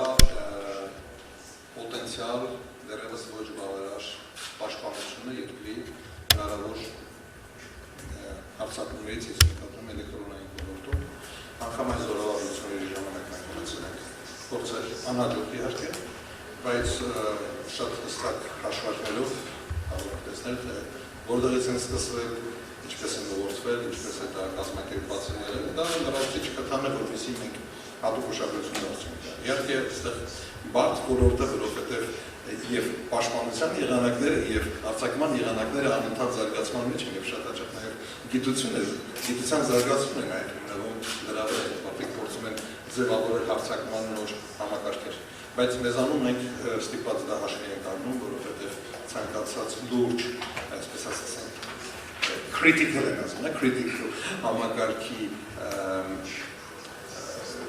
անվտանգությունը մեզ համար մեկն է և որոշ դեպքերում մենք պատրաստ չենք լինում ինտեգրացիայի հենց այդ պատճառով։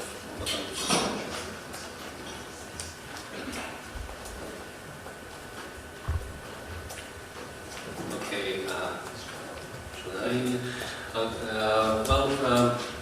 It's an interesting question. Again, I mean, it's asked quite many times because there are publicized these big failures from the United States, for example, trying to do the e-voting and spending about $3 million on it before they determined that it's not possible, or with the UK government spending a lot of money.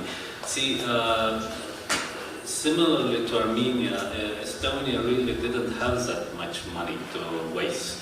I mean, there was not much money to spend, so the failures were relatively small in that sense. I think the largest in the monetary terms was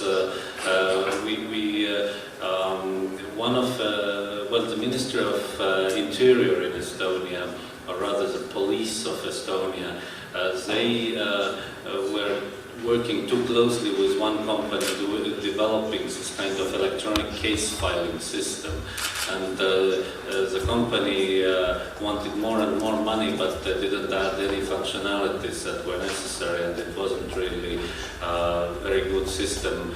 And because they had spent so much money, and because it was kind of a different, I mean, it wasn't civilian fully, it was this police thing, so the others didn't poke their nose to it for a long time. And then when they finally did say that, look, this doesn't work, they had to radically create new systems, and it was a pretty big sort of expenditure in terms of a couple of millions of euros just for the technology development. But the way we have structured this EGAP development is exactly why we like this decentralized model. Then you don't get to these big and expensive failures, really. And well, that is what I believe is happening here also. That well, yes, there are smaller failures, always are. But if the system is sort of, if you don't commit resources, if you don't set your kind of target 10 years ahead with one company running, and then you kind of avoid these big and expensive mistakes. So maybe we take two questions. In preparing for this conference, I was thinking about the fact that it's great that we're now thinking about e-government, which is a very progressive idea. On the other hand, it's a little depressing to think that decades later, we're trying to do what Estonia has already done quite a while ago. And Ivar was nice enough to compliment us on not just copying Mulberry, but copying it with a little bit of a twist. In that context, it was refreshing to hear Minister Haroutunian talk about the latest technology that's relevant in this field, the blockchain, and the legacy from cryptocurrencies, smart contracts being part of that equation. And so I'm prompted to ask this question of you, Mr. Haroutunian. Do you think we should take on us the challenge, now that we have the support of the EU, of doing in Estonia, doing something innovative and going above and beyond, for example, implementing an extremely decentralized blockchain-based platform? Or do you think, given the security issues, legitimate national security issues that we have, to take a more conservative approach and just try to do something more pragmatic? Շատ լավ հարցեր, բայց պետք է նշենք, որ որևէ մեկը չի կարող արտատպել էստոնական մոդելը, եւ միշտ էլ դու ինչ-որ բան սկսում ես անել, ինքը արդեն ի սկզբանե բարձր է, որ հանձնման պահին լինելու է հնացած։ Եվ բնական է մենք չենք արտադրվում մի բան, որը ենթադրենք արված է 10 տարի առաջ, այլ անում ենք այն, ինչ կանեին ենթադրենք էստոնացիները այսօր, հայերը, վրացիները, կապ չունի որ։ Դու միշտ անում ես այն, ինչ այդ պահին արդիական է, բայց նորից է ներկա։ Միշտ իմանալով, որ դա վաղը լինելու է հնացած։ Մարգարետ երբ պարվել է, ինքը խայլ առաջ էր անգամ։ Եվ ինքը շատ արդիական է, բայց այսօր ժամանակն է ստեղծելու նոր մարգարետ, կառավարությունը շատ հստակ այդ խնդիրը ձևակերպել է, այն չի բավարարում մեր պահանջներին։ Ինչ վերաբերում է ժամանակակից մոտեցումներ, բացարձակապես ոչինչով սահմանափակված չենք, բացի անվտանգությունից։ Անվտանգությունը ամենևին չի նշանակում լինել պահպանողական, կոնսերվատիվ, անվտանգությունը նշանակում է լինել ավելի խելոք, մտածող եւ ճիշտ որոշում կայացնող։ Այնպես որ երբ ես խոսում եի քիչ առաջ բլոկչեյնի մասին, ես հասկանում եմ եւ սմարթ կոնտրակտները, ես կարծում եմ շատ մեծ հետաքրքրություն են մեզ համար ներկայացնում։ Ի գնումների համակարգում ես կարծում եմ մենք էական փոփոխություններ պետք է կատարենք դարձյալ դրա վրա հիմնված։ Ես կարծում եմ նոր կոնցեպտները, որ մշակվում են այդ ոլորտում, լինի դա Վիտալիկ Բուձերինի Էթերիումը կամ ենթադրենք Ripple-ը, այս ամենից ամենաօգտակար տարրերը պետք է վերցվեն։ Մանավանդ եթե աշխարհում, որ այս զգալի մասը այդ ամենի open source է արդեն։ Մենք չենք պատրաստվում, այսպես ասենք, հետադիմական կամ շատ պահպանողական լինել, եւ իմ ելույթի վերջին մասը կարծում եմ նվիրված է այստեղ։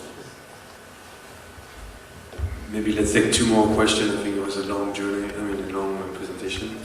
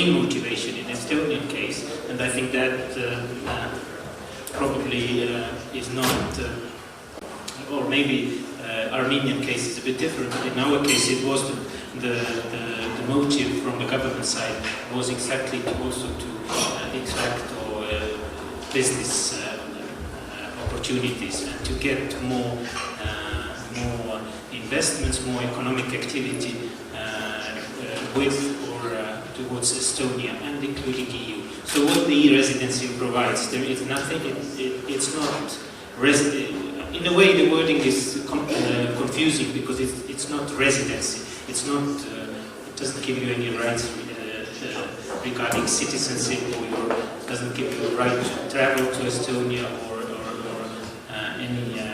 anything related to the place, but it gives you the access and to the services. And the main things, it's about, very well explained, digital signature, it's about opening bank accounts online, it's about opening business, and also managing your taxes and online. So it means that anyone in the world actually can apply for e-residency of Estonia. It doesn't mean automatically that you're going to be granted.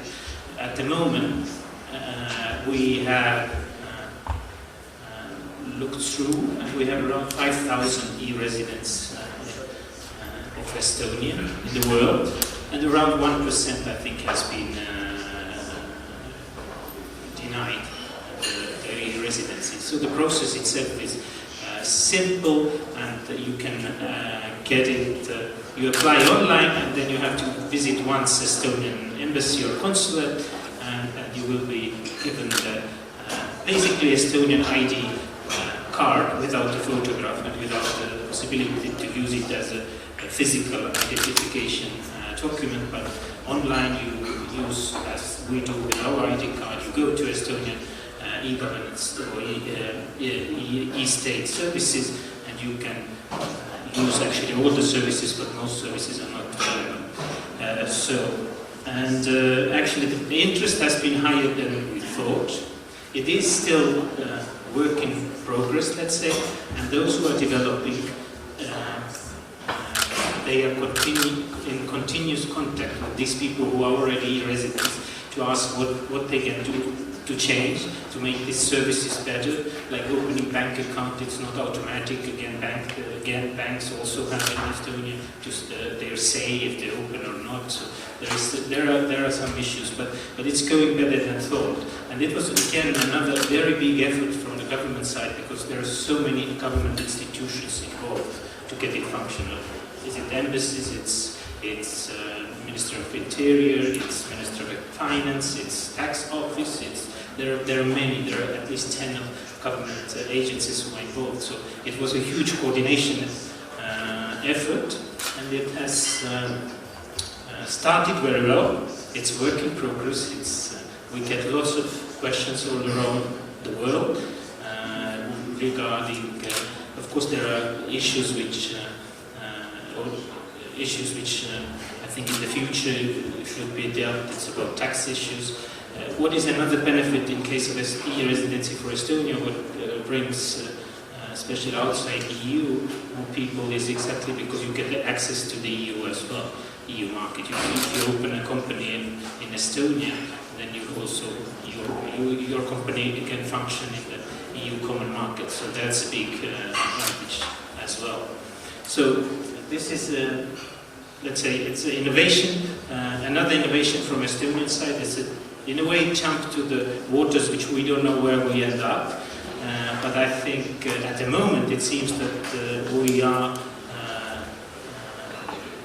this is the way where the possibilities in terms of business development or the commercial developments is moving, and there are new opportunities for countries as well as for businesses increasing. There are also, I know, at least around 5 or 6 e-residents from Armenia, but most of them are registered from bigger EU countries or US key. Thanks a lot for this insight of what's happening in Estonia, and maybe to put you in perspective, one of the reasons why we wanted jointly to organize this seminar with HBU, Tumo, Estonia, and the EU is that we thought there was an opportunity here also for the diaspora to tap and to have this e-identity, so that we call e-Armenians, e-Armenia, e-residency has to be seen. The question was, unlike Estonia, Armenia has a huge diaspora, but unlike Estonia, Armenia doesn't have this ecosystem in place. We believe EU that will support, and in the coming years we're going to put 20 million euros, and we are convinced that in the coming couple of years Armenia will be in the top league in the EGO. So we wanted to kick in a discussion about what it would mean for the people from the diaspora to have this e-identity and what could be developed following this e-identity. So I would like to give the floor now to a very good friend of mine and someone who in many ways incarnates what I would consider a successful person from the diaspora who has been back in Armenia, is doing an amazing job in the sector of wine, is also the chairman of the Impact Hub. It's a very interesting association. So I wanted you to give us a feel. So what's your perception about this e-identity? Thank you, Ben. Thanks a lot. It's a wonderful panel, actually. It's a wonderful event. Why is it wonderful? Because over the period, over the course of our lives, we as non-resident Armenians that are from the diaspora have always imagined living in a nation, being part of a nation. So this brings us very close to starting a dialogue to understand how do we bring about this change. Until now we've been speaking about the mechanical aspects of e-government or e-citizenship, how security issues, and mostly transforming what used to be a paper transaction into an electronic transaction, which is absolutely wonderful because it saves time, it saves energy, and it's a saving, there's no wastage. We now jump into another domain, and the domain is not that clear. And the domain we have is Armenia, unlike other nations, has a diaspora of 5 or 6 or 8 million, depends how you look at it, how you count it. And in my estimation, and probably with a lot of other people, is that it is the most underutilized asset that we have. The diaspora is sitting there asking to be involved, to make this, to be involved in changing the narrative of the country, to make it a better place, a better homeland, a better dream or vision, if you will. But we have not been able to engage it. Yes, we have been able to engage it in bits and pieces, maybe a doctor here and there, or some organization, or maybe some church is trying to do something, but not on a systemic, massive scale. Yeah. So we have this. Imagine that we have these millions of Armenians that would like to be part of it, but we have not been able to do it. So what we need to do now, apart from using the electronic or e-citizen or e-Armenians or e-diaspora, whichever word comes easiest, is not changing the way, we need to change the way we think. We need to change the way we understand the nation. Yes, we have a huge opportunity because there aren't many nations that have this kind of division. So an asset that's sitting and not being utilized is not good for Armenia, but it's also not good for humanity because it's a wasted thing that we can do. So Armenia can take the lead. It cannot take the lead in many other things, but in few things we can. And I think this is one of the first things that we can, and take a lead and say from now on, we will look at it as a different nation. We will look at it as a nation without borders. We will look at it as a nation, a different understanding of a nation. So you are basically Armenian that you physically don't live here, but you are part of the Armenian nation, whether you are in Germany or in Frankfurt or in Paris or in New York. So we have to come back and to do this and use the platform of e-citizenship to really engage the Armenians. One is that we have to build the infrastructure. It's like any other infrastructure. It was like the internet or Skype.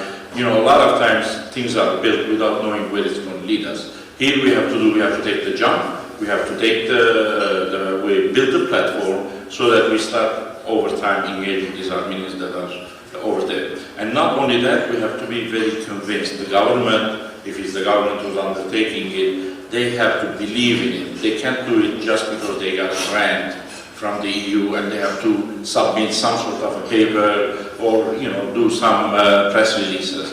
It has to be dealt, and it will be the government part, whether it's the Minister of Diaspora. They have to go knock door on door and build a critical mass, because the minute a critical mass is built, every other Armenian will get on board and be part of the network. How it will be used in the future, whether it's for education, whether it's for the arts, whether it's a belonging, it is up to us to decide. So I think we have to take that jump and go for it and not be afraid. A lot of times we're very timid. We say, oh, Armenia is a small nation, we can't do, but it really doesn't matter. In national size doesn't matter, I guess, in my opinion. So we have to go for it and embrace it and start working on it by institutions and personally. Thank you. Thanks. Yeah, thanks a lot for these inspiring words. Just from a technical point of view, we've been supporting Estonia and the EU together, Armenia, to prepare this change. Technically, it doesn't need any money. It needs political will, and a vision from both sides, the diaspora and the government. This conference was prepared jointly also with the Presidential Office, the Ministry of Diaspora. We have their blessing to explore, then we have to build and see if it means something. So I would like to give the floor now to the representative of AGBU. I'll keep the Ministry of Diaspora for the end if you allow me, advisor. And I would like to give the floor to the representative of AGBU, to the panel. Շնորհակալություն, ես ներկայացնում եմ AGBU-ում Գերմանիայում Գերմանիայի սանձնական ակումբը եւ ես ուզում եմ շնորհակալություն հայտնել նաեւ կազմակերպիչներից, որ այս հետաքրքիր թեման նաեւ կազմակերպել են Սփյուռքի համար, դա մեզ համար էլեկտրոնային կառավարությունը շատ հետաքրքիր թեմա է, մենք մեծ ռեսուրսներ ունենք Սփյուռքի կողմից, որ կարողանանք օգտագործել այդ ռեսուրսները կամ օգտագործել այդ թեման։ Օրինակ կան Սփյուռքում know-how կամ ռեսուրս կա Սփյուռքում, ովքեր ուզում են մեկնեն գան հետ եւ իրանց know-how-ն տրամադրեն Հայաստանի համար, բայց ցավոք սրտի դեռ չունեն իրանք այն վստահությունը, որ կարողանան այդքան իրականացնել։ Կամ իրանք դժվարանում են ինֆորմացիա ներկրեն թե որևէ մի կառավարման ճյուղերից, Սփյուռքի ուղղությամբ, այսինքն իրանք ունեն քիչ ինֆորմացիա, որ ինչ է կատարվում կամ ինչով կարողանան իրականացնեն իրենց պլանները կամ ռեսուրսները այստեղ Հայաստանում։ Ես գտնում եմ, որ Սփյուռքի կողմից մասնակցելը այս թեմայի շուրջ շատ կարևոր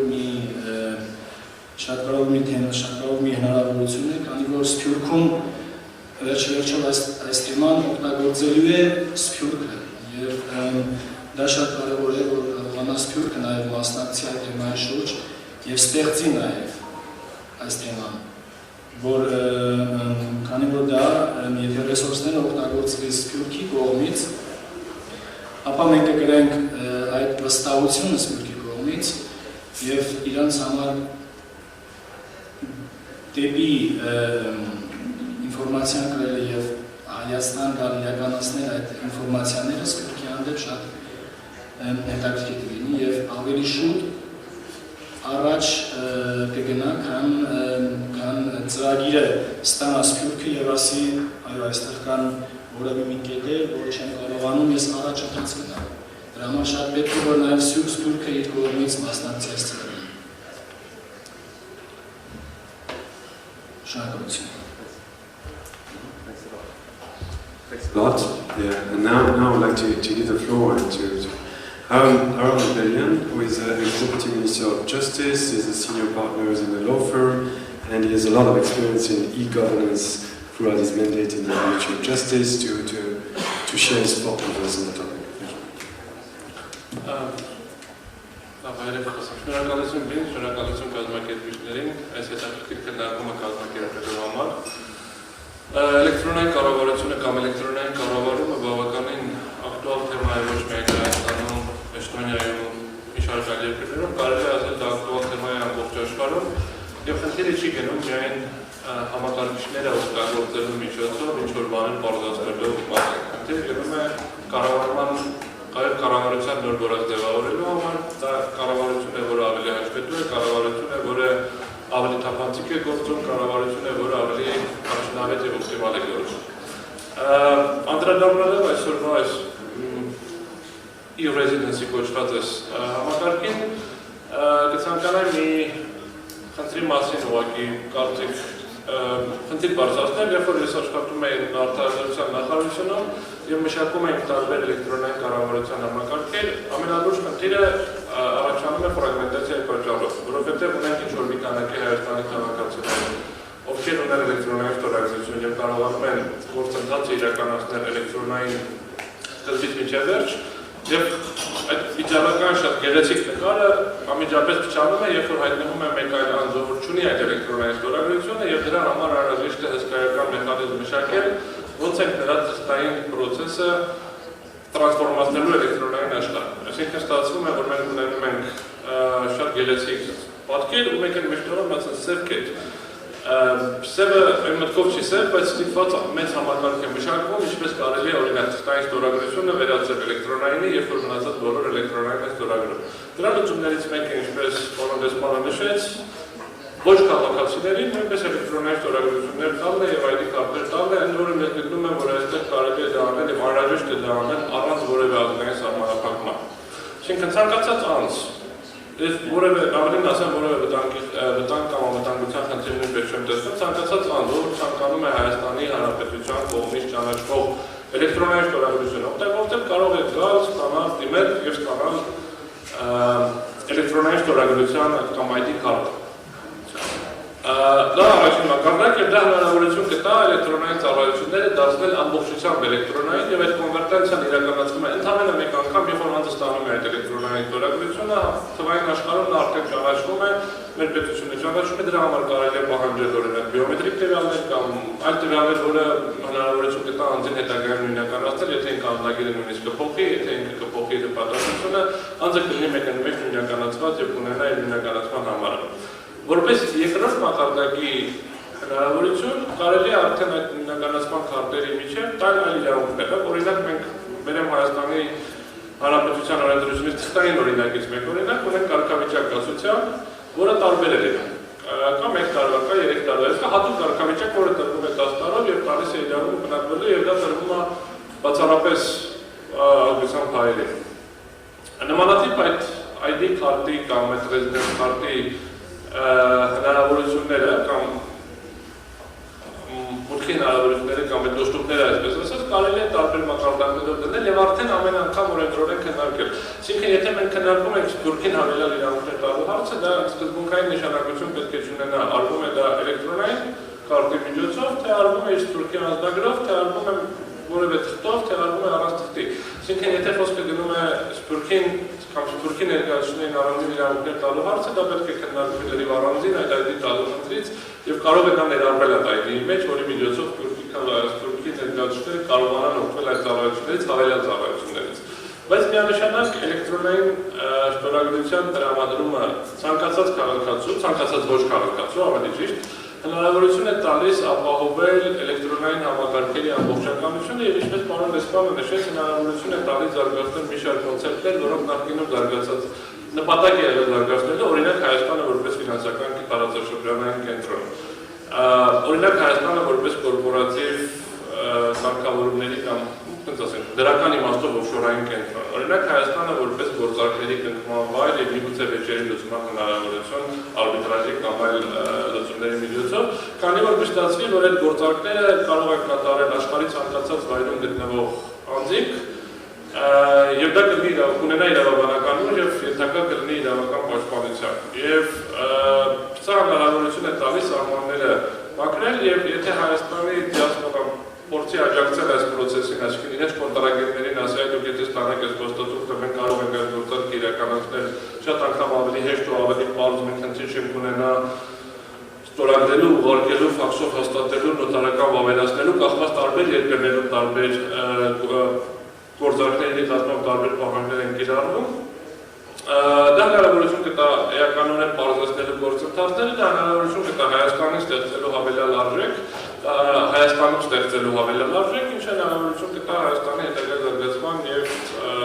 Հայաստանի կողմից հավելյալ ծառայությունների մատուցման համար, այդ թվում նաև ոչ հայաստանցիներին, ոչ հայերին, բայց նաև հայերին։ Եվ դա հնարավորություն կտա այս համակարգի գործունեություն հետագայում զարգացնել և ստեղծել այդ հավելյալ արժեքը։ Սա զուտ ուղղակի կարծիք և կարծում եմ վերջինների մի կետը կարծում եմ, որ կարիք չկա հանգստանալու անվտանգության խնդիրների մասին, երբ որ այս քարտերը տրվել բոլորին, ցանկացողներին, միակ խնդիրը ուղղակի որ համակարգի ֆիզիկական կարողությունը բավարար է, այսինքն եթե 10 միլիոն մարդ փորձեն ստորագրեն, համակարգը չկախվի, այսպես ասած, տեխնիկական լեզվով ասած, միակ խնդիրը, որ ես տեսնում եմ դրա մեջ է, քանի որ ընդամենը անձին նույնականացում է դրանով իրականացվում էլեկտրոնային դաշտում և որևէ այլ հավելյալ իրավունք կարելի է չտալ կամ տալ կախված արդեն այլ հավելյալ պահանջներից։ Շնորհակալություն։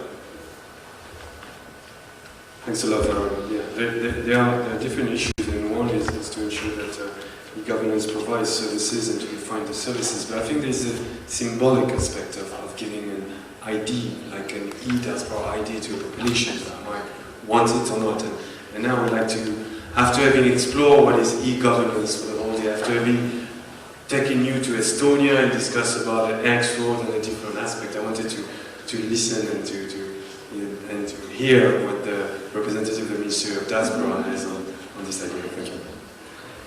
Շնորհակալություն։ Ես նախ կուզենայի շնորհակալություն հայտնել կազմակերպիչներին, Հայկական բարեգործական ընդհանուր միությանը, Էստոնիայի դեսպանատանը և Թումո կենտրոնին այս հիանալի քննարկման համար։ Մեր տեսանկյունից որպես Սփյուռքի նախարարություն հարցը շատ հետաքրքիր է, մասնավորապես մեզ շատ հետաքրքիր է էլեկտրոնային քաղաքացիության գաղափարը և այն փորձը, որ ունի Էստոնիան այս բնակավարում։ Իհարկե մենք պետք է հաշվի առնենք, որ Էստոնիայի փորձը մենք ուղղակի մեր մոտ չենք կարող կիրառել, որովհետև Էստոնիան Եվրոմիության երկիր է, իսկ մենք Եվրասիական տնտեսական միության երկիր ենք։ Այսինքն եթե Էստոնիայի էլեկտրոնային քաղաքացին կարող է եվրոպական և որևէ երկրում գրանցել իր բիզնես և հետո շարունակել Էստոնիայում կամ քաղաքական, մենք պետք է հաշվի առնենք, որ մենք գտնում ենք ուրիշ համակարգում, տնտեսական համակարգում և առանձնահատկություններ կան։ Ըստ Գիտառուսաստանն Մասաստանը այդ համակարգը չի ներդրել, մենք կարող ենք ներդրել և ինչպես պետք անենք, որպես աշխատենք։ Իհարկե, Սփյուռքի նախարարության տեսանկյունից մենք երբ որ մեր նախարարությունը բացեց արդեն 7 տարի աշխատում ենք, մենք հենց սկզբից հասկացանք, որ IT տեխնոլոգիաները հենց ստեղծված են հայկական մեր համար, որովհետև մեր ազգի երկու անգամ ավելի մեծ մասը ապրում է դրսում, քան թե Հայաստանում, և մենք ունենք հայկական սփյուռք համայնքներ, կազմակերպություններ աշխարհի ավելի քան 100 երկրներում և ամեն օր նամակ գրել, թղթային ստանալը շատ բարդ գործընթաց է և մենք սկզբից հասկացանք, որ պետք է այդ IT տեխնոլոգիաները օգտագործենք մեր սփյուռքի աշխատանքներում և այսօր ես կարող եմ ասել, որ մենք ունենք բավականին հաջողված փորձ տարբեր բնակավարներում, մասնավորապես մենք կազմակերպում ենք էլեկտրոնային համաժողովներ, այսպես ասած հեռակոնֆերանսներ, մենք ունենք հատուկ էլեկտրոնային թերթ հայերն այսօր, որը ամեն օր մենք հրատարակում ենք և հասցնենք մեր սփյուռքին։ Մենք գիտենք, որ հայկական սփյուռքը ունի նաև առանձնահատկություններ, մասնավորապես մենք շատ տարբեր ենք, ապրում ենք տարբեր մշակութային պայմաններում և ունենք տարբեր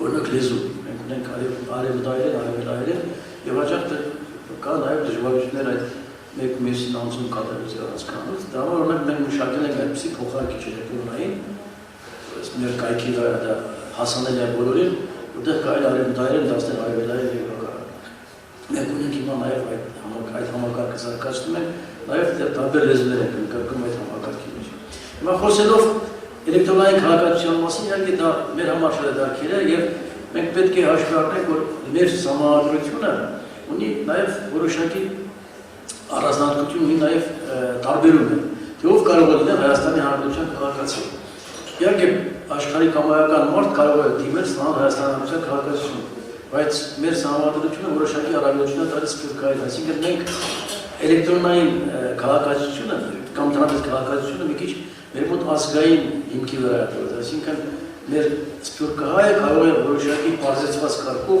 ձեռք բերել Հայաստանի Հանրապետության քաղաքացիություն։ Եվ դա նշանակում է, որ հիմա ես Էստոնիայից փորձից հասկացա, որ էլեկտրոնային քաղաքացիությունը իրանց մոտ ընդհանուր գաղափար է եւ էթնիկական հիմք չկա։ Այսինքն իրանք չեն սահմանափակվում էստոնացիներով։ Հիմա մենք իհարկե մեր տեսանկյունից մենք գիտենք, որ մենք 3 տիպի սփյուռքահայեր Հայաստանից դուրս գնանք, նրանք Հայաստանի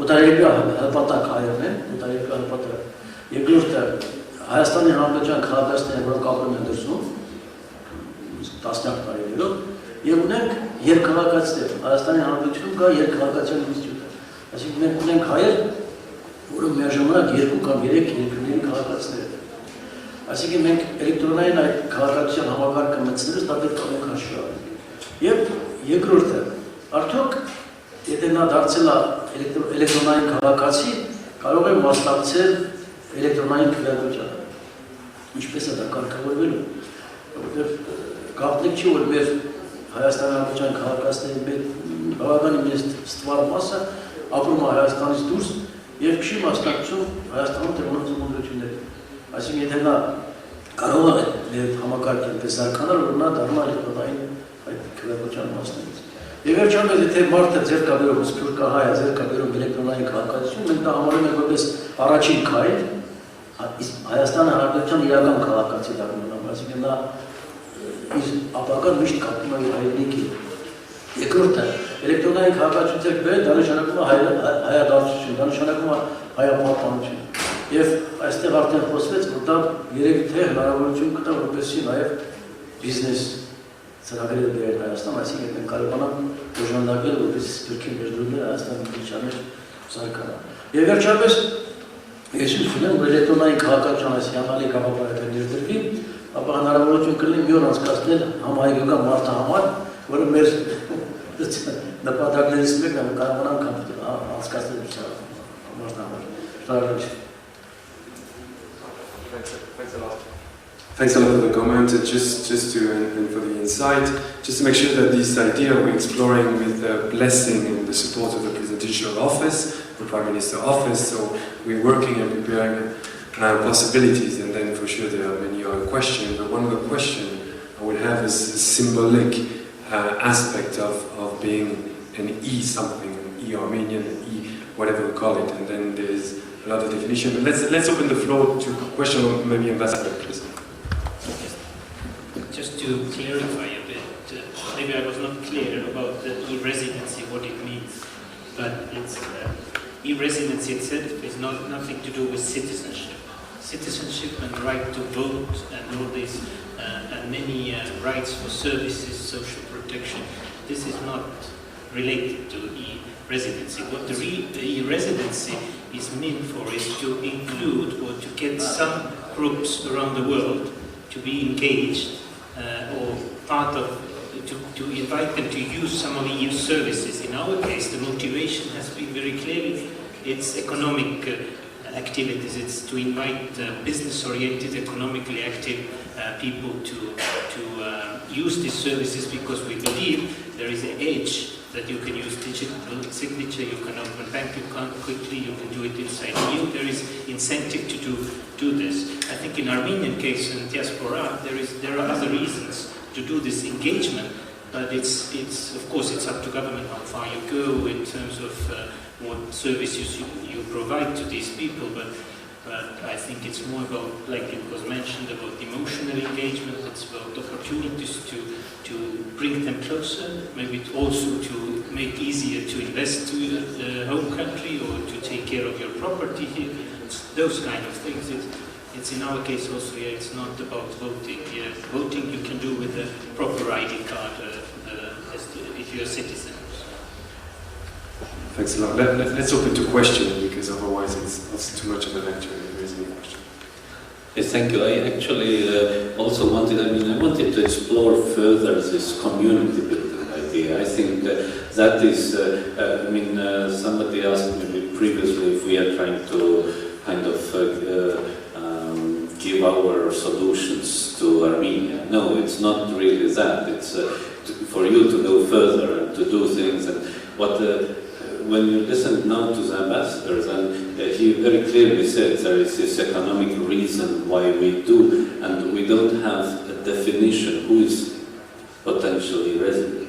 You have with the diaspora actually loosely defined groups with their own identity that can be drawn into this kind of larger idea of Hayastan. And if you add this digital identity to these people, then I think you can create something wonderful. And so you should kind of, I would encourage you to think further on these lines. And yes, there should be some practical things like, maybe to have the property deals or some ability to sign on your rights, who's managing something. I mean, the story why I like digital identity. For example, today I have an e-governance board meeting, e-governance academy board meeting.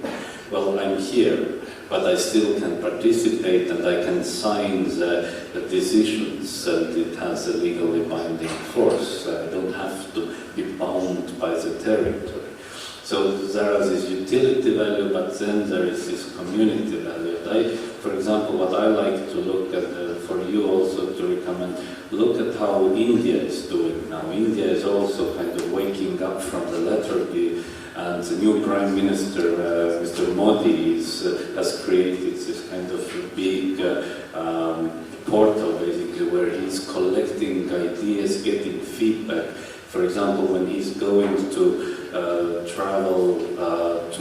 when he traveled to the United States, he asked the Indians who were participating, is there anything that I should tell the American president? And lots of Indians who were in the United States, they brought their issues. These issues were analyzed by the government, and Mr. Modi presented some of them to Obama, and I mean, of course, giving feedback also, and then people saw, okay, our voice is heard, we are cared for.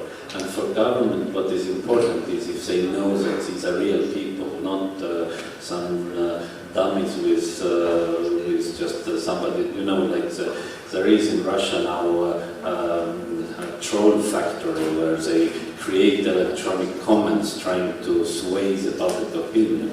So this is kind of anti-troll idea, I mean that we all have our identity, we all have our ways, and therefore it is possible to trust the voice. Thank you. I don't know if anyone wants to add. I don't know. It's a comment. If you have a question. Comments are welcome also. My question is pretty simple, so to speak. Do you believe that we need an organized sort of like a board who knows which steps must be taken and just tries to push them forward? Or you see it more of a process to have the diaspora giving some impact? You mentioned it, like it's not a plan for 10 years, but we'll see what happens. So do you believe it's smarter from the government and from the initiator to let it go and just see what the people want, the diaspora organization and so on? Or do you believe it's better to have an organized way of pushing things forward? Let me answer the question, because we were pushing for this agenda. For us, EU, we invested a lot of money to ensure that governance improved in our area. We invest in the e-identity, and there's this opportunity that can be taken or not. Our job in the EU is to propose options that the government and the diaspora can exercise or not.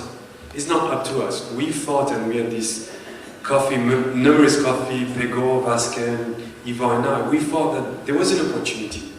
Maybe not here. It's not here, maybe with another diaspora, Cape Verde diaspora, Morocco diaspora. It's interesting. So, as EU, what we believe is that in your neighborhood of EU, we want peace, stability, and growth. One of the assets of Armenia, yes, there's a sun, yes, there's a mountain, yes, there's Arad, is also diaspora. Diaspora because leverage for change because stability. So, us, when we have a dialogue with the government and the stakeholders, we're saying, things are ready. You take it if you desire. We're not pushing for an agenda. Don't think EU is pushing for a diaspora agenda. Not at all. We're just saying things are ready and it will make sense in a couple of years because in a couple of years, Armenia, e-gov, we are sure will be far more developed. But we don't have an agenda there. Yeah. Just very shortly to answer your question, it should be organized, but it should not be the only process. If you are not organizing at all, it's going to be meeting, speaking, and going on. It should be organized, and you should have a stakeholder, but it should not be the only process. Which means diaspora should be engaged. That means that we said about 3 kinds of diaspora. Actually, it's not 3. It's too many kinds of diaspora. All of them should be engaged. There is no the diaspora. There is different people living abroad. We call it all diaspora. All of them should be engaged somehow in the process of pushing it and giving rights, immunities, possibilities, and that should be, but that should be somehow organized, at least in the minimum manner. Otherwise, it is not going to work. Well, the basis has to come from one place. I mean, the numbering system, the security system, the card, and everything else. What we do with it is after. I mean, it comes afterwards. So yes, every diaspora is different. Every diaspora need is different. For example, that concept of sense of belonging. Let's say, I mean, we agonize every year. The numbers come up at the end of the year, and we have lost 40,000 Armenians. 50,000 Armenians, and citizens are, I mean, the numbers are going down. Yes, some diaspora Armenians come back. But if we do not look at it as a physical concept of a nation, then basically those Armenians are working in Germany, and one day they'll come back, they won't come back. My daughter oscillates between Armenia and Europe, and she feels comfortable. If she doesn't, no, we don't anymore. We don't need to live in one country to feel like we belong somewhere. We shouldn't, because we're part of a larger community of also.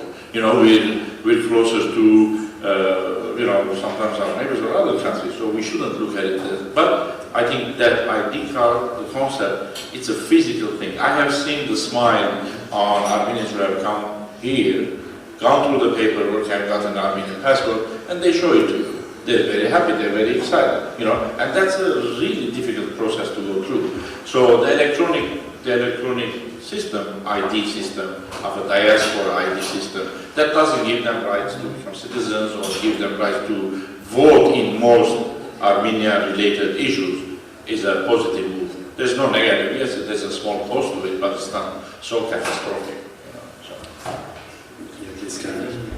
Ես չեմ գտնում, որ Սփյուռքի համար շատ երկար կտևի այս process-ը, քանի որ Սփյուռքը տեսնում է, որ այդ process-ը Սփյուռքում աշխատում է։ Այսինքն ես վստահորեն գնում եմ այդ քաղաքապետարան, ինչ-որ մասնաճյուղ եւ առանց պրոբլեմի հարցերը լուծվում է, ես մարտսվում եմ, որ յուրաքանչյուր Սփյուռք, որ կառավարման աշխատողը իր շահերից, այսինքն յուրաքանչյուր այդի շահերի հիման վրա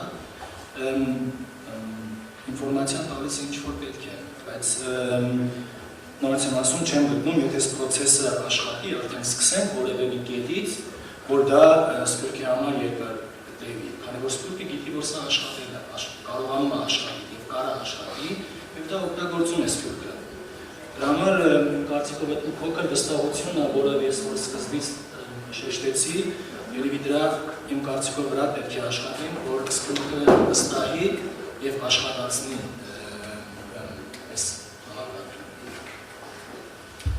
Կարելի է։ Իհարկե շատ կարևոր միտք ասեց մեր վերջին միտքնացողը, վստահության հարցն է, եւ եթե չկա վստահություն, Սփյուռքի մոտ ոչ մի բան չի ստացվում։ Ուրեմն մենք մեր առօրյա փորձից գիտենք, եւ երկրորդը այս էլեկտրոնային բնակիչ կամ էլեկտրոնային քաղաքացիություն որտեղից պետք է սկսել, Սփյուռքից թե Հայաստանից։ Դեռ Հայաստանից մենք պետք է սկսենք, որովհետեւ Սփյուռքը շատ բազմաթիվ է, բազմազան է, եւ մենք պետք է նախաձեռնենք եւ փորձենք ինչքան հնարավոր է Սփյուռքի ներկայացնել այդ հարցը։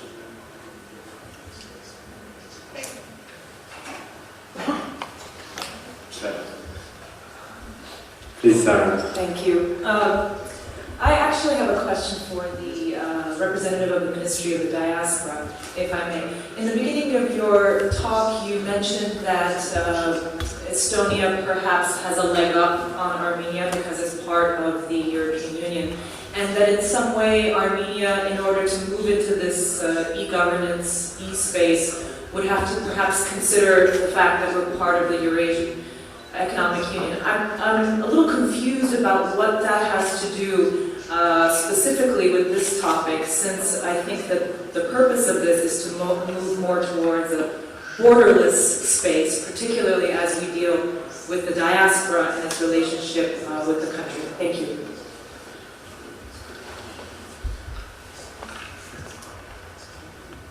Շարակաչին, ես ոտորովետ ուրիշ բան է ասում, եթե խոսքը գնում էր տնտեսական գործունեության մասին, այդ դրա մասին ես խոսում, եթե դուք գրանցում եք ձեր ձեռնարկությունը Գերմանիայում, այդ գրանցված ձեռնարկությունը կարող է օրինական գործունեություն ծավալի Հայաստանում առանց գրանցվել, քանի որ մենք Եվրամիության մաս չենք և մենք գտնում ենք Եվրասիական տնտեսական միության մաս, որտեղ ուրիշ մաս ասի Հայաստանում գրանցված ձեռնարկությունը կարող է աշխատել հիմք պայմաններով Ռուսաստանում և Ղազախստանում։ Գերմանիայում գրանցված մեր էլեկտրոնային բնակիչը կարող է հնարավորությունը, իսկ օրենսդրության հարցեր կան այստեղ, նրա մասն է խոսքը։ Այսինքն անհատականություններ կան։ Այդ դա պետք է մենք հաշվենք։ Ես ուզում ասել Էստոնիայի փորձը մենք չենք կարող անմիջապես բերել այստեղ։ Եվ այստեղ իհարկե երկու կատեգորիայի մասին խոսք գնաց։ Էլեկտրոնային բնակիչ, էլեկտրոնային քաղաքացիություն։ Ուրիշ տարբեր բնակավարներ։ Այսինքն շատ ավելի լայն է էլեկտրոնային քաղաքացիությունը, քան էլեկտրոնային բնակիչը։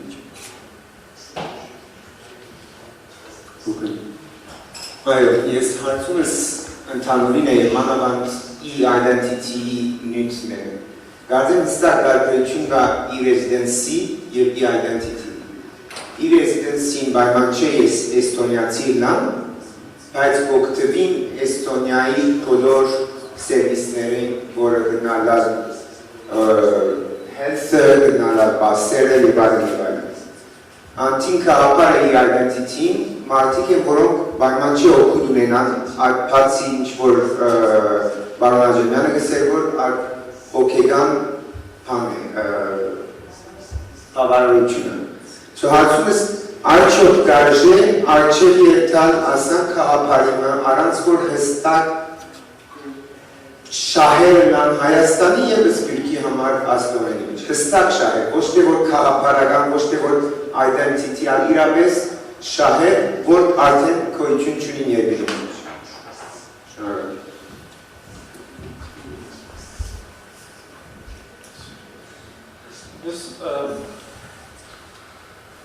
Փորձեմ մեկ օրինակի վրա, իմ պրակտիկայից օրինակի վրա բերեմ նախորդ տարվա ընթացքում Սփյուռքահայերի տարբեր երկրների, Գերմանիայից են եղել, Ամերիկայից են եղել և ևս երեք տեղերից հայերի համար գրանցել եմ 5 կազմակերպություն Հայաստանում։ Ամեն մեկը վճարել է ինձ 1000 եվրո փող, որպեսզի ես գրանցեմ։ Ես ասացեմ այդ գրասենյակը գրանցենք իրենց համար ՍՊ, քանի որ իրանք Հայաստանում չեն, լիազորագիր պիտի ուղարկեն, փաստաթղթերը պետք է ապոստիլով ավելացնեն, ուղարկեն այստեղ, մենք այստեղ դրա հիման վրա կազմակերպություն գրանցենք, ընդ որ բոլորն էլ ինչ-որ ծանոթ ունեցել են Հայաստանում, բայց իրավաբանի կարիք են ունեցել։ Երբ որ ինձ դիմում է նույն բանի համար Հայաստանում գտնվող Հայաստանի քաղաքացի, ես էլ 1000 եվրոն իրենից չեմ ուզում, ասում եմ դու գնացեք ռեգիստր, տեղում կգրանցքի, դեզնից ոչ մի փող չեն ուզի, ոչ մի բանի կարիք չի լինի։ Եթե նույն բանի համար դիմում է անդովորում էլեկտրոնային ստորագրություն, ասում եմ մտեք e-register.am կայքը, դեռ վերացրեք դեր ազգագրի 15 րոպե հետո դուք ունենաք ձեր ընկերությունը, դες ոչ մի բան տեղ գնալու կարիք չկա, ինձ փող մի տվեք։ Արտասահմանցի հայ կլինի, հայ չի լինի, նույն բանը չեմ կարող ասել, որովհետև ինքը չի կարող մտնել, ստորագրել, որտեղ վերջում գալու է հասնի ստորագրության պահը և իրեն չեն կարողանում նույնականացնել։ Նման քարտի տրամադրումը հնարավորություն է տալիս անձին նույն հաշվի առնելով մեր Եվրասիական միության մեջ գտնվել է միգուցե, 5-ն էլ Ռուսաստանի հետ առևտուր անելու համար են գրանցել։ Հնարավորություն է տալիս չգալով Հայաստան, գրանցել ընկերություն, հետո դիմել բանկ բացել բանկային հաշիվ, հետո կնքել պայմանագիր, որևէ կազմակերպության հետ, չգալով Հայաստան, չլինելով Հայաստանում, չերևալով Հայաստանում, կատարել գործունեություն, գործունեության արդյունքում վճարել հարկեր, Հարկելից հետո ստանալ եկամուտ, փոխանցել փողերը իրեն, ու այդ ամբողջը կատարվում է լրիվ օրինական, որովհետև հենց որ մենք այդ անձին չենք նույնականացնում, առաջ է գալիս մի շարք իրավական խնդիրներ, որոնք ամբողջ աշխարհում հիմա շատ ակտուալ են, դա փողերի լվացման դեմ պայքարը եւ վահապետության ֆինանսավորման դեմ պայքարն է։ Դրա շրջանակներում բավականին շատ գործընթացների ժամանակ գնում եք անշարժույթ, հիմնադրում եք կազմակերպություն, բացում եք բանկային հաշիվ, ձեռք եք բերում բաժնետոմս, կատարում եք ներդրում, կատարում եք մեծ բարեգործական փոխանցում։ Բոլոր գործընթացների համար պարտադիր է անձի նույնականացումը, չնույնականացնելու դեպքում այդ գործարքները սառեցնում են, հնարավոր է գումարների սառեցում, կասեցում, բռնականություն, այսինքն խնդիրը ապօրինի եղանակով ձեռք բերված գումարների օրինականացման դեմ պայքարի շրջանակները։ Դա խոսքը միայն Հայաստանի չի վերաբերում, ամբողջ աշխարհում գնացող process-ը։ Կան դեռևս օֆշորներ, բայց շարունակում ենք։ Այդ e-identity հնարավորություն է տալիս ցանկացած անձին նույնականացնել, որովհետև մենք ոնց ենք անձին նույնականացնում, վերջում ենք անձնագիրը, նայում ենք նկարին, նայում ենք դեմքին, նման են ոնց որ ասում են դու ես անձն ես։ Այդ նույնը արվելու է ուղղակի էլեկտրոնային եղանակով։ Եվ արդեն դրանից հետո, երբ որ մենք անձին նույնականացրեցինք, մենք կարող ենք իրենք տալ իրավունքների տարբեր ծավալ։ Ասենք դու կարող ես օգտվել, քանի որ դու հայ ես, դու կարող ես արդեն օգտվել, չգիտեմ, X-Y-Z իրավունքներից։ Եթե դու հայ չես, ուղղակի եկել ես ու ստացել ես այդ փաստաթուղթը հեշտ գործարք անելու եւ արագ օրբելյանի փող չտալու համար, էլի խնդիր չկա, դու ուղղակի ստորագրես on-line, կօգտվես այն բոլոր ծառայություններից, որի համար հատուկ կարգավիճակի կարիք չկա եւ կկատարես գործարքները։ Սա կհեշտացնի ոչ միայն Սփյուռքի հարցը, այլ կհեշտացնի ընդհանրապես Հայաստանում գործարք կատարելու հարցը, ներդրումների հարցը։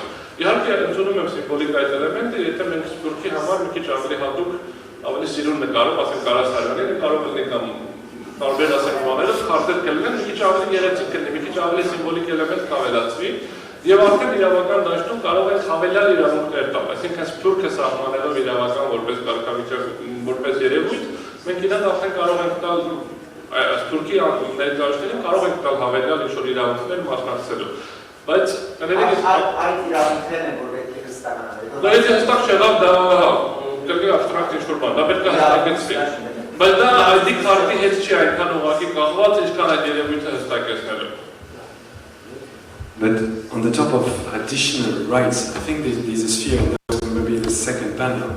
We can develop services. You can develop services. Have you seen in Estonia, banks are developing services, insurance are developing services. There's this e-identity that is secured. And the thing is that there's an option that the state gives to a diaspora, and secure identity. It doesn't exist anywhere around the world, where you have a group of people that don't belong to a state, and they have the tool of an ID, which is a state power ID, controlled by them. Then the world is wide. We wanted Tumo to be here, because things have to be developed, we have to be creative. It does not exist a group of people with an identity secured. That could be the case if there is a willingness. And then I believe Tumo, I believe the people in Armenia could be the one who develop things. Maybe we take one more question and move to the next one. Oh, there was a... Yeah, please. Ես կարող եմ ևս մեկ տարբերակ բերեմ իմ փորձից, որը հարցից Սփյուռքի տեսանկյունից ամուսնության մասին է խոսքը։ Հասարակ մի տարբերակ, որ եթե յուրաքանչյուր անձ ուզում է Գերմանիայում ամուսնանալ, Հայաստանի անձ, այսինքն քաղաքացի, պետք է ներկայացնի մի թերթիկ, որի մեջ գրված է, որ ինքը ամուսնացած է, այո, ոչ։ Այս թերթիկի հարցը պետք է դրվի ապոստոլի միջոցով եւ դա այդ թուղթը պետք է գա Հայաստանից այդ թերթիկը։ Եվ նման process-ը կարատևի 4-5-6 շաբաթ եւ փորձը նաեւ ցույց տվե ավելի, ասենք փորձից եմ խոսում, եւ փորձից որ ավելի երկար է տևի այսքանը։ Իսկ Գերմանիայում նշանակում է դա որպես ընտանեկան թուղթ, familial bescheinigung ասում են, իրենք ինքը տպում է քաղաքապետարանում կոդ է, այդ թուղթը, որը հաստատված է, մի նախադասությունով կամ մի երկու բառով գրված է կամ ամուսնացած ես կամ ոչ։ Եվ վերջը դա բավական է բոլորովին, որը տևում է երևի 15 րոպե կամ կես ժամ ամուսնության համար, թղթերի համար, բայց իսկ Հայաստանի միջոցով, թե դեսպանության միջոցով, կամ էլ եթե բախտի բերման կամ ցանկություն կա գնաս Հայաստան, ավելի արագորեն կարող է լինի Հայաստանում, Կանցե Գերմանիայում իրոք պետական հենց մասնակիցների միջոցով։ Այսքան։ There was one more question. You have no questions, so I think that will be thanks for all the panelists to have joined.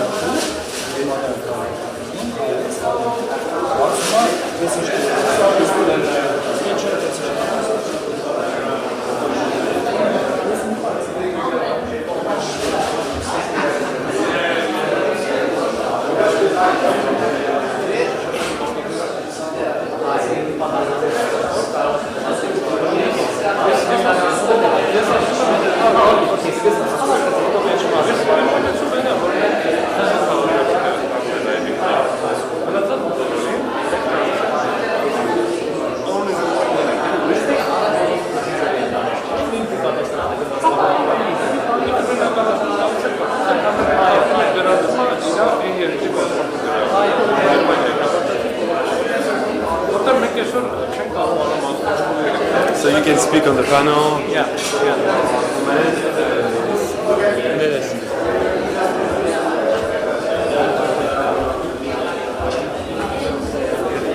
Don't want to Mini's advice. When I asked the meeting, the told me I don't meet you for advice. Go to that. No, I'm going to meet you talk to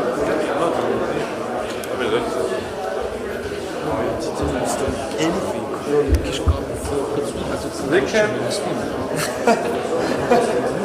They can hire me as external consultant. Yeah,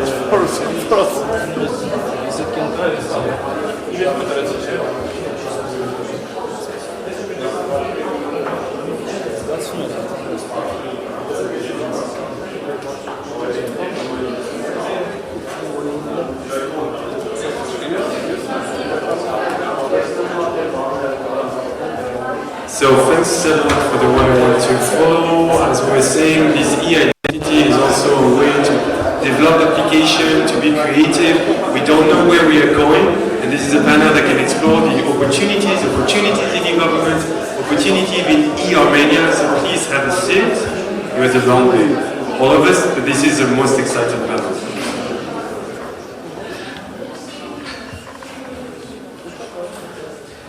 Okay.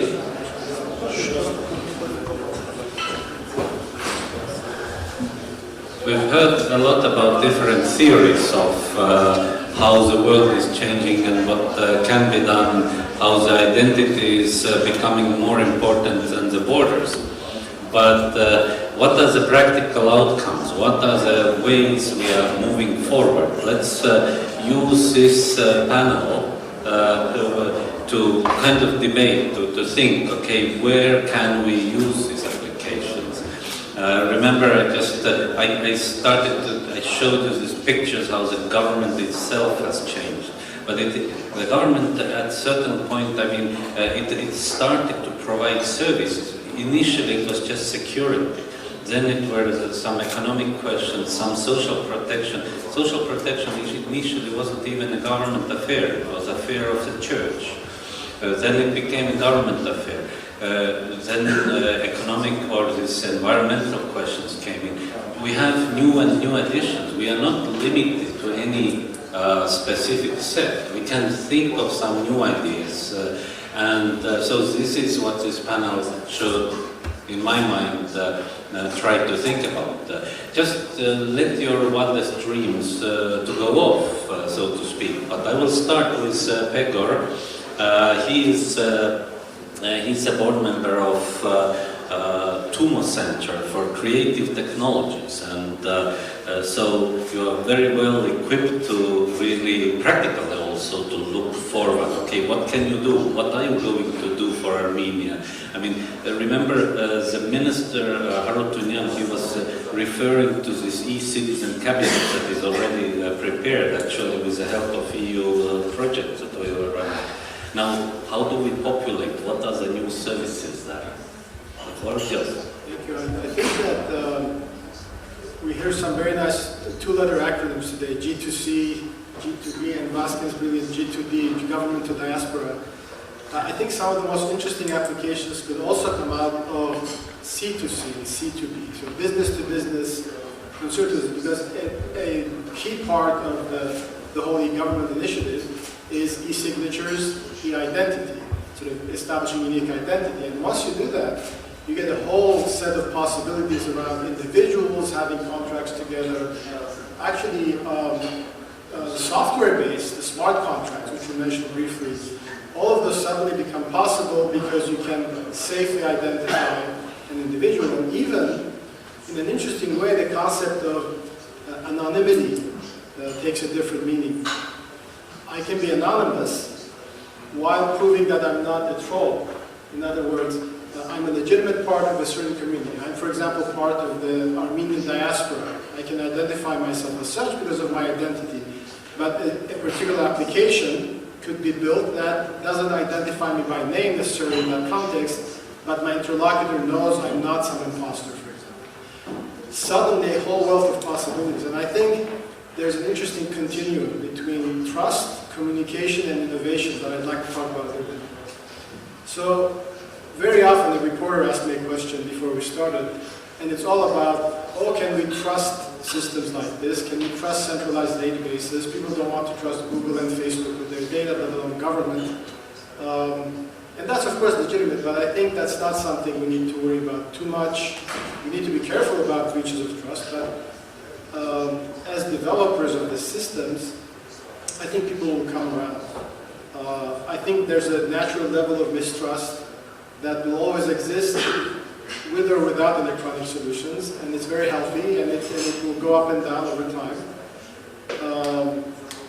But the main driver of trust, of course, is communication. As we implement this system, if we're very gung-ho and forget to communicate their impact, their potential to citizens, to businesses, etc., probably we will gain trust over time, but it will come later. To optimize this process, communication becomes very important. Also communication in terms of branding. So for example, somebody mentioned, I think it was Anam Orbelian, that I get a card in the mail as a diasporan with Sarian painting on it, or Arara, Duduk, pomegranates. I think we can go a little beyond that. I think you can get a package in the mail that's a little more significant. As a diasporan, the card will be the core element of it, your ID. But it could have many other things, access to services, website access for diasporan communities, etc. And that kind of emphasis on communication and branding is key to build trust. But finally, for me, the most important, partly because of the institution I represent, is innovation. People will understand and value these services if there are interesting new, what used to be called killer applications that make them really useful. And I think we need to nurture that. I was making a pitch to Vin yesterday about not putting all the funds into just technical solutions, government solutions, but to allocate some to kind of an innovation fund for applications and services that we haven't thought of yet, that people will come up with, that can only exist, only make sense in the context of a unique identity, e-signature, e-government platforms. And in that sense, maybe an interface with existing social networks, for example, could be very interesting. If I can tie my Armenian diaspora identity or Armenian citizen identity in a verifiable way to a Facebook post, suddenly that becomes something that looks interesting on my feed. The Minister Artuna talked about the blockchain concept. In other words, extremely distributed, non-centralized databases. There's a whole field of possibilities there.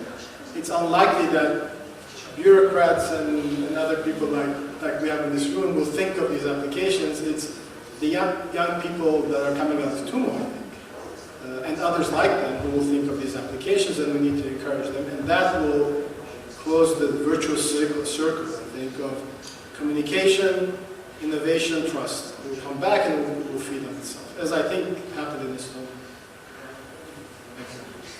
Thank you. Very interesting. I actually think we are really thinking on the same kind of wavelength, so it would be very interesting to continue this cooperation. But let's move. There are lots of other good people in the panel, so we have, actually, instead of Bradley Bozzetto, the UN resident coordinator, we have somebody from the UN, Artak Melkonyan, who is a socio-economic advisor. So what are the plans from the UNDP? Do you think also to help Armenia to think on that line? Actually, my engagement with the UNDP, I used to be the ICTD regional coordinator for a while when the headquarters for the regions were still in Bratislava. Whereas UNDP tried to do lots of good things, but actually the bosses were rather backwards. They were saying, okay, yes, IT is for these guys with some greasy long hair, and it's not really the policy. Let me tell you a story about what UNDP does in terms of e-governance. See, first of all, when we speak about e-governance, we do not think about a technological change. E-governance for us is a social change, and this is what we need to recognize. E-governance is not about a couple of websites, it's not about some of the hardware. It is, in fact, not about efficiency, transparency. It sounds provocative, but this is indeed the case. E-governance basically brings to a social change, and this is what does matter from our perspective. Again, there are several things that need to be done at implementing e-governance. One, yes, definitely we need to change the hardware infrastructure. Yes, we need to change organizational infrastructure to be able to work with the new sort of system of e-governance. But more than that, what we need to change is culture. Culture and social culture. Let me bring you an example. UNDP made a survey of e-governance in 193 countries, UN member countries. And Armenia is actually at 61st place, which is not bad in terms of 193 countries.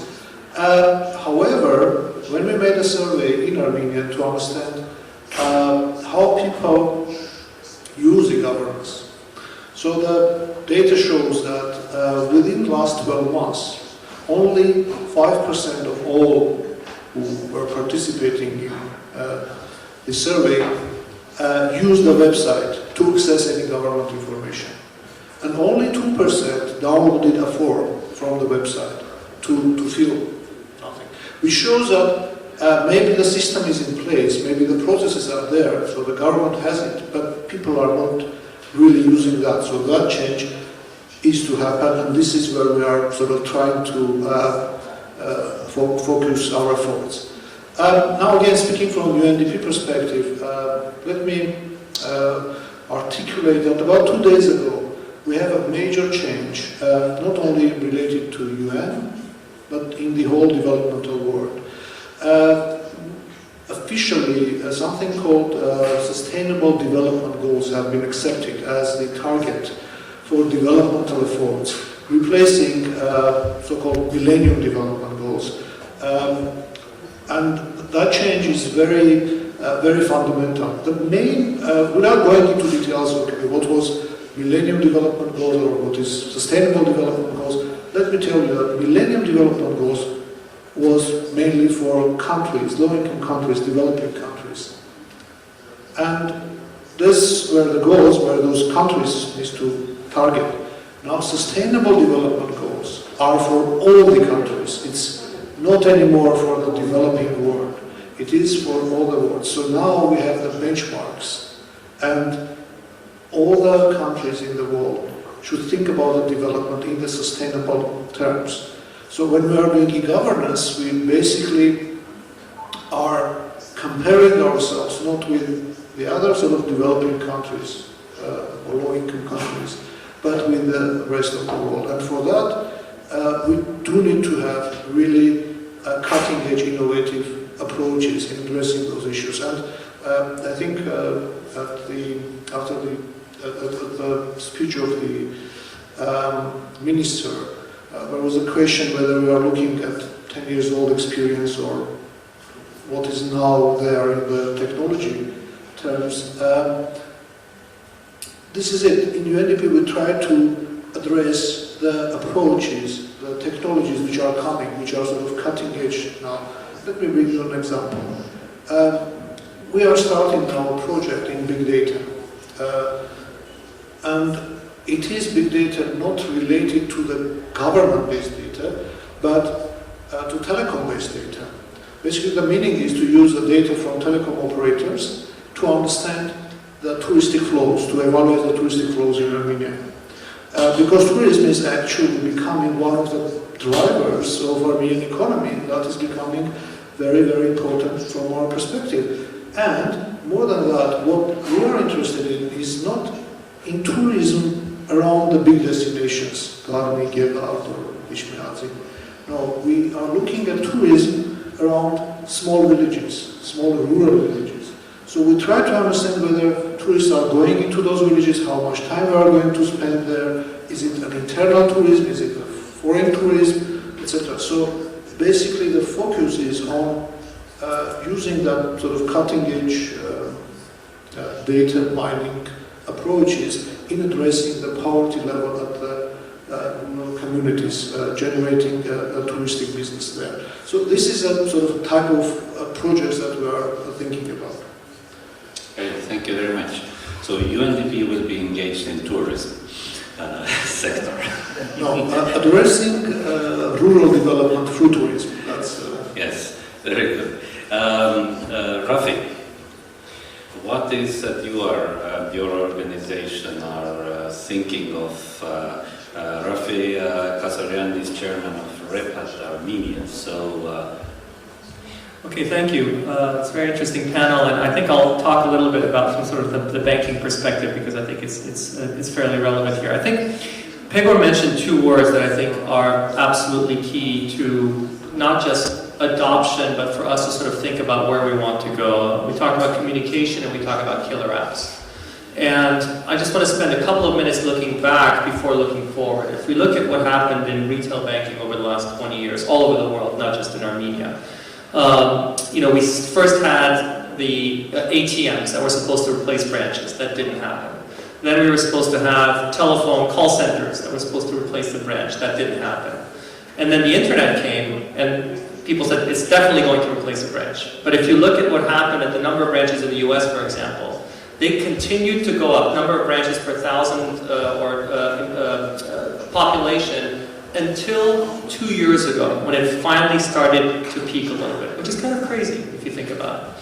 Why is that? I think there's what I call institutional resistance. That's sort of resistance on the part of the banks themselves to really want to make wholesale change, because it's not just about technology. It turns out that it's much more about security, about trust, about internal processes, and about changing mindset. I think all of those things you tend to underestimate sort of the institutional drag that takes place to get people to think differently. And then the other one obviously is individual resistance. I mean, will a customer or a citizen be willing to do things differently from what they used to do before? And I think what is different about this time, I actually teach a class on digital commerce, and the lecture I have tonight is about sort of how long it took retail banking to move to the internet. And one of the things you look at is that it took 18 years for ATMs to reach 50 million people. It took 7 years for the internet to reach 50 million people or users, and it took tablets 1.5 years to reach 50 million people. And if we now talk about these things that are now, you can get a smartphone for under $100. I mean, this will be in every, so we talk about 78% internet penetration. I think pretty soon we'll be talking about 78-80% smartphone penetration, even in developing countries. Which means that if we can convince somebody that this can act as who you are, and so when we talk about an EID, if the token or the ID actually becomes part of the mobile app, I think it changes. It creates a whole new set of opportunities for us, and that's what we need to focus on. The other thing that's happened is that, again, from the banking perspective, when the internet came about, banks were very slow. They had old core systems. Their IT departments didn't understand this new technology, and they kept worrying about security. That was the number one thing they worried about. Or operational throughput was the second thing. And then all these other little internet startups started to disintermediate the banks in certain things.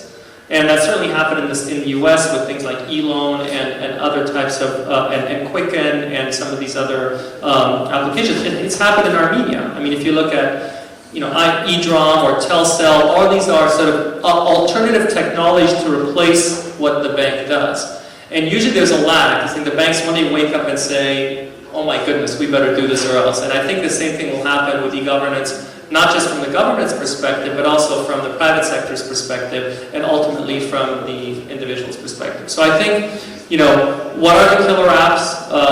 I think something that has to do with money or financial transactions is at the forefront. If you look at what's going on in Armenia today, the incredible amount of inefficiency that's built around people being able to pay each other, or pay business, or pay their utilities. It's crazy how much cash gets moved around, how many times people have to be ID'd, whether databases are in sync and things like that. But I firmly believe, especially with this generation, that if you tell, actually my students at the American University, if you tell them that you can receive money on this, you can send money on this whenever it's with you, you can pay with it, that will change their attitude towards most other things that can be done. So I'm keeping it very short, but I just wanted to sort of remind us where we came from to see what we need to look out for as we move forward. Thank you very much. Very interesting, and we'll certainly come back to the issues you raised. But first, now Sergey. Sergey Tantusyan, Deputy CEO of IDEA Foundation. So, what is your take on all this? Well, we're in philanthropy, and we're going to be, I guess, the users, and I can speak as a maybe citizen, not like really on behalf of IDEA Foundation. Just a couple of words that indirectly how IDEA Foundation can benefit from it. I think the creation of that identity, the e-identity, especially among diaspora, can create this little starting point, this link to Armenia, especially when we're talking about the unengaged Armenians.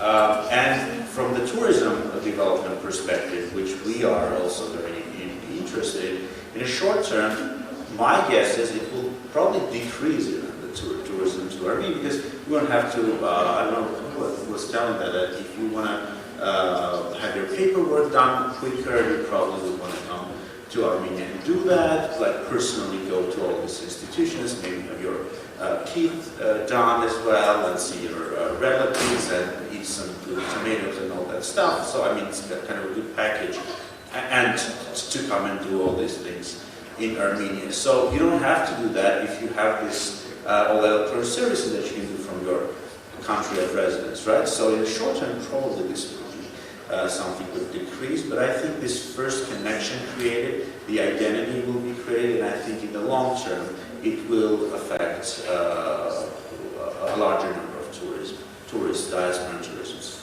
tourists flowing into Armenia. So I mean, could be indirectly, this is good because we will have more inflow. Secondly, I think that if we have a good system, an e-government system, this will definitely differentiate us from other countries. And the Idea Foundation is really keen on putting Armenia on the map. If we are good at e-governance and we are on the map with it, as Estonia is, I think that's good for Armenia in general and the Idea Foundation in particular. As a user, I will say that, and we were having this conversation during our meeting yesterday,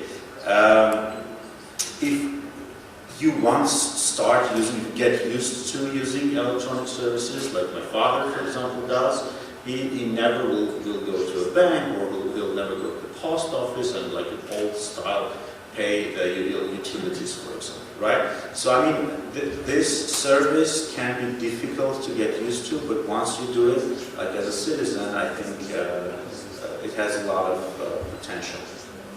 So yeah, well, I mean, that's a very kind of user perspective.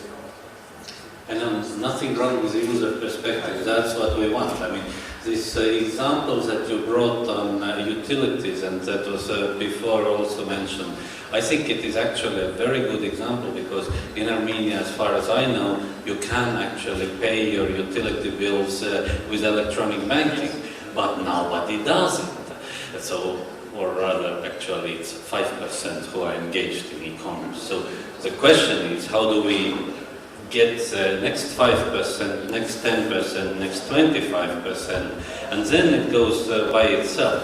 And I think the diaspora actually could play a role on it just by example, because diaspora is always more flexible in some ways, especially young people in diaspora, but also because they can't go to the post office to do this if the post office is in Armenia or the notary is in Armenia.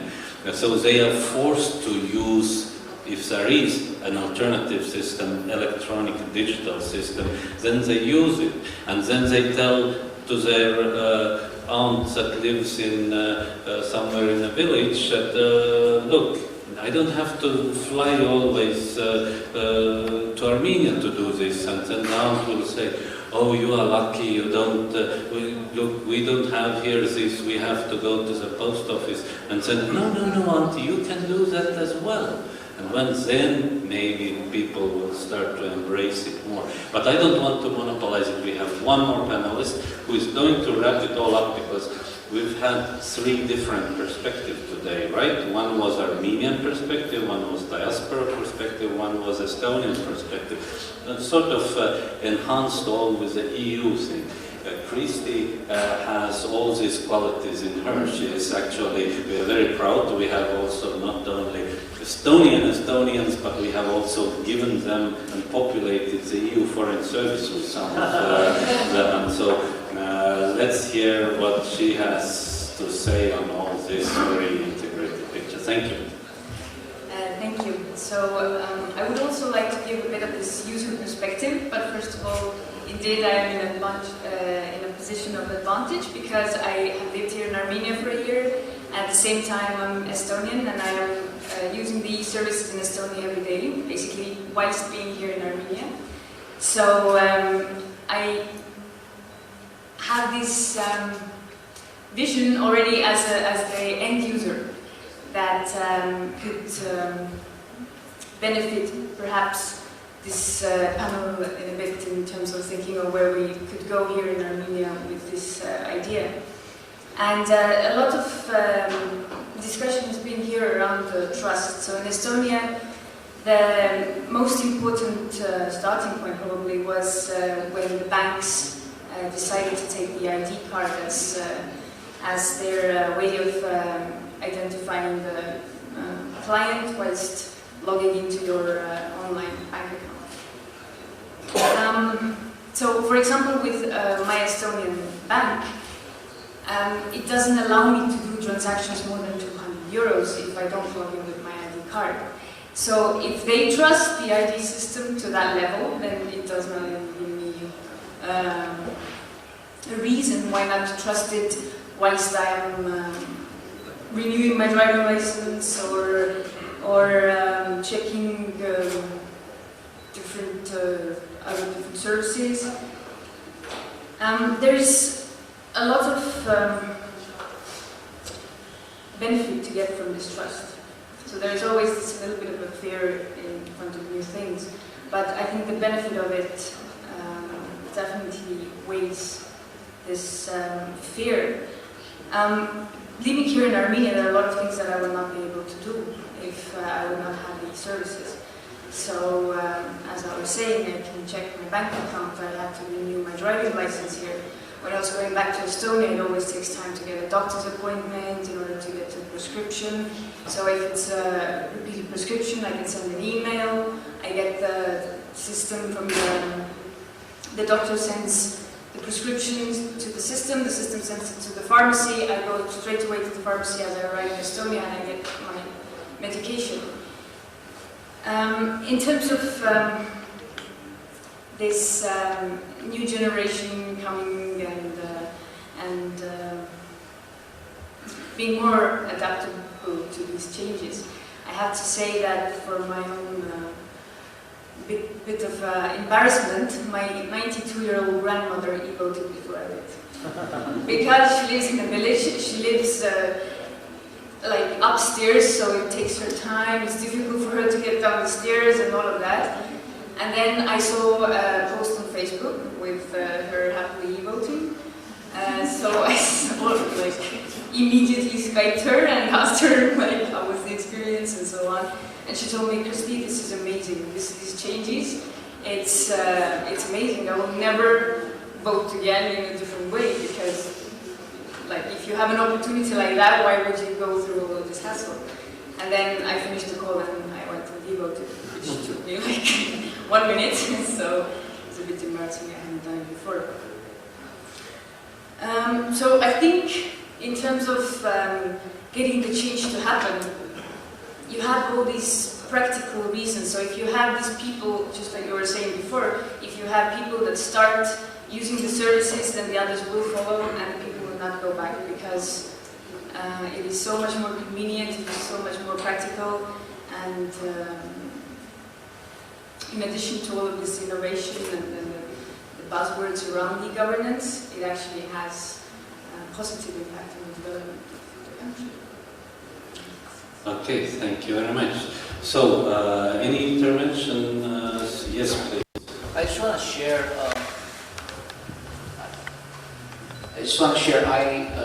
I've been living here for 6 months now, and before I came here, I was trying to figure out certain things for myself. So the only site I could really read up on a lot of stuff was the Repat Armenia site. I went through every page on that website instead of any government sites that I was unfamiliar with. And I think this type of program, if that's implemented well, could be very helpful for any kind of integration, whether you're Armenian or not, coming here looking for resources. The other thing is, I don't see any challenge with implementing such a program. I believe you were saying that might take some time, or not everybody may benefit from that program. I just want to say, look, I love my country and we had a great genocide, but we did an incredible campaign globally, letting the world know that this atrocity happened. Why can't we create that kind of campaign here amongst other people to implement such a program? I mean, it's all banners, advertising, TV programs, instructional video. I mean, there's ways, lots of ways you can teach people to do something. And I don't think it's something that's going to be such a big challenge for us to achieve. I think we're very capable. Anybody else to say something now? Yes, please.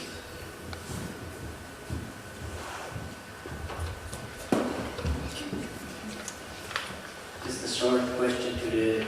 Sorry, I didn't remember to name you anything.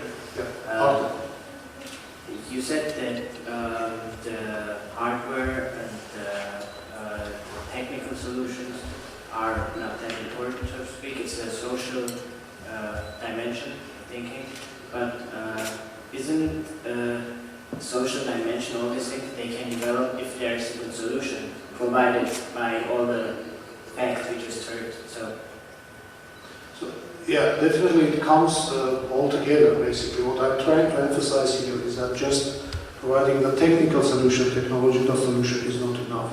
What we do need to do, and actually the challenge that I was underlying, is the cultural and social change regarding the use of those systems.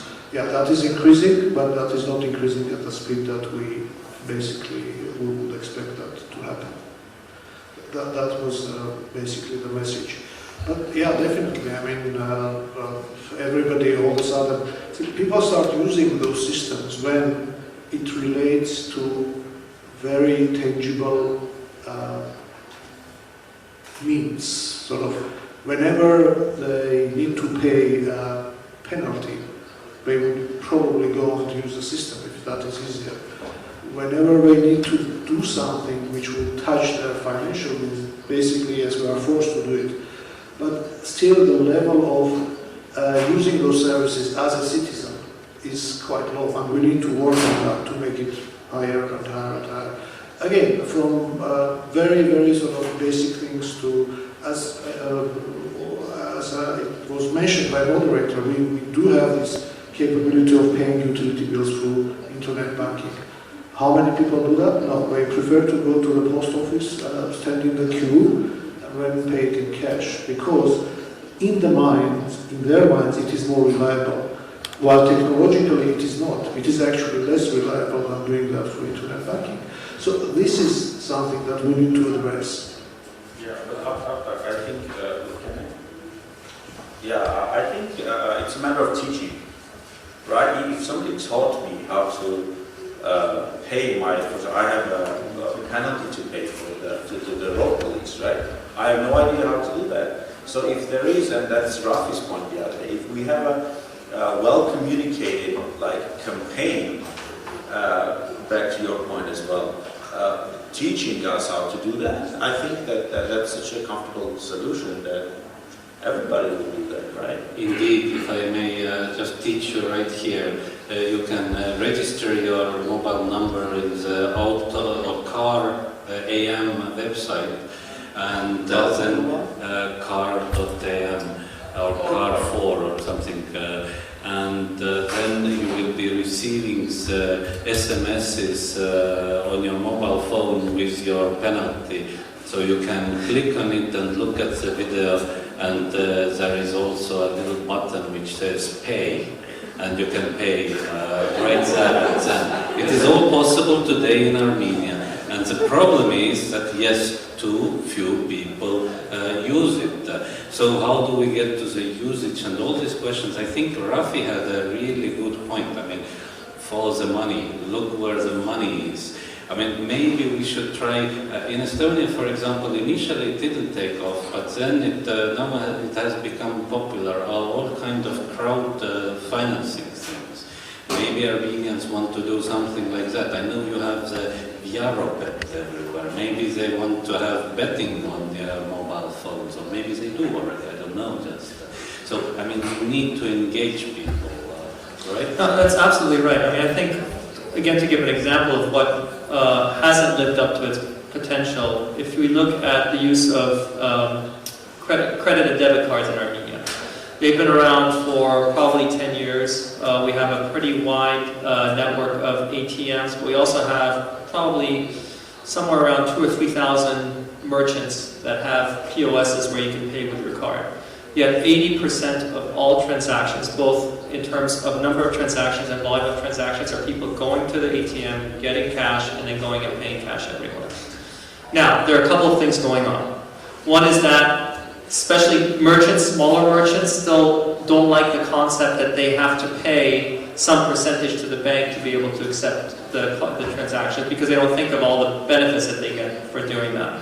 Part of it is that the consumer still sort of, for some reason, likes to have cash in their pocket. And even though the banks have done everything, I mean, we penalize people for getting cash. We reward them by use of bonus points, cashbacks, and all these other things. But yet, moving the needle has been a very, very, very slow process. Now, there is a tie back to technology, what Ardak was saying. It turns out that because a lot of these POS machines are using GPRS connections, so basically second generation wireless cellular connections, and a lot of times they don't work very well. So one of the most embarrassing things is when you go to the store and everybody's paying cash and you come out and you want to pay with your card, and it takes twice as long, and it gets declined the first 2 times, not because you don't have funds in your account, but because the connection doesn't work properly. So I think the two things are interconnected. I think part of it is mindset, changing mindset. Part of it is making sure that the technology does work flawlessly. So when you get the SMS with the car, the ticket, when you hit pay, you can actually pay. The video plays. All these things have to work well as well. There is another dimension here. It's psychological and sociological. I recall a conversation with my friend, and he first time told me that, okay, you can pay those fines, traffic fines, by internet. I went there, I tried to pay, it didn't work. I called him, I said, it's not working. He said, no, there's no way it is not working, because we are collecting money. Because they are collecting money, so the system should work.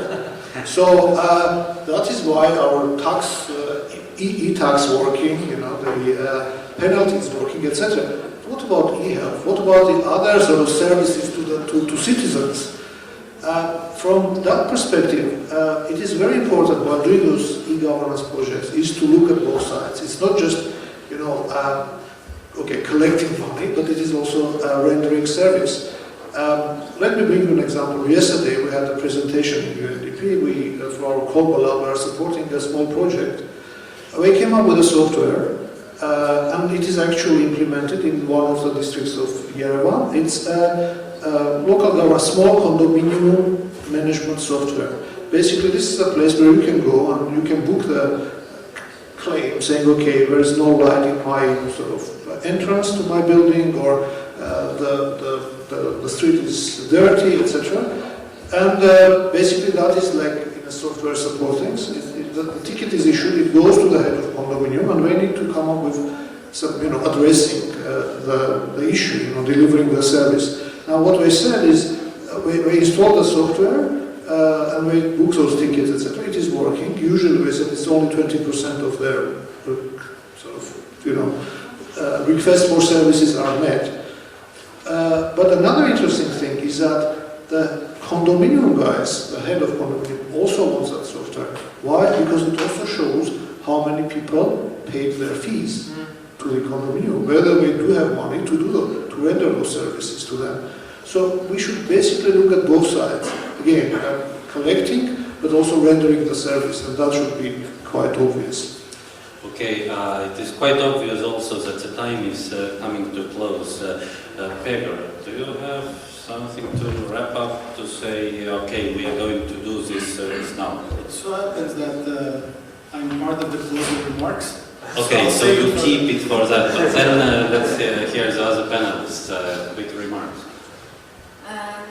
Quickly say, I think there's a lot of potential in Armenia. I have seen this happen in Estonia, which is, in a weird way, there are many similar things between the two countries. And the EU is here to support it, and I think this is an opportunity to take advantage of. Very good, thank you. Well, I would just say that in general, I think Armenians are very receptive people to everything new. And the example of it would be, do you remember how you were crossing the street like 4 years ago, let's say? you had to kind of make an optimization decision and really kind of, yeah, and or just don't care and straight, yeah. Now everybody's like pleasant and they're letting, so because there was a fine for not doing this, and now it became a habit of buckling up and all these things. So we are really, I don't know why it is, because maybe it's a small country, maybe our penalizing system is working really well, and so on, but still it works. We have perceived, we have received this as a new normal is already received. So I think this, I'm agreeing to your argument that there is a potential, because we will become participants to that process, I think, as Armenians. Very good. Very quickly, I mentioned communication at the beginning. I think we, by me I mean the Armenian government, all of the donor organizations that have helped in the past implement elements of e-governance, need to do a better job of communicating the changes it's actually had in people's daily lives. I mean, two examples. Driver's licenses and vehicle registration and cadastre, real estate registration. Any of you that did a transaction 5 years ago in either of those institutions and did it in the last year, it is night and day. It is far ahead of what I get in California at the Department of Motor Vehicles, for example. But nobody knows about this. These are the things that should be, and this is all about the back end working properly to have these transactions happen quickly. Okay, and well, again, sort of closing this, again, to look at two sides. Technology is technology, but people using that technology is another matter to work on. And again, look at two sides. Not only, taking something from citizens, but actually delivering the value to the citizens. So it should be citizen-centric, not government-centric. yes, and diaspora-centric as well. Exactly. So let me thank and let us thank all the panelists.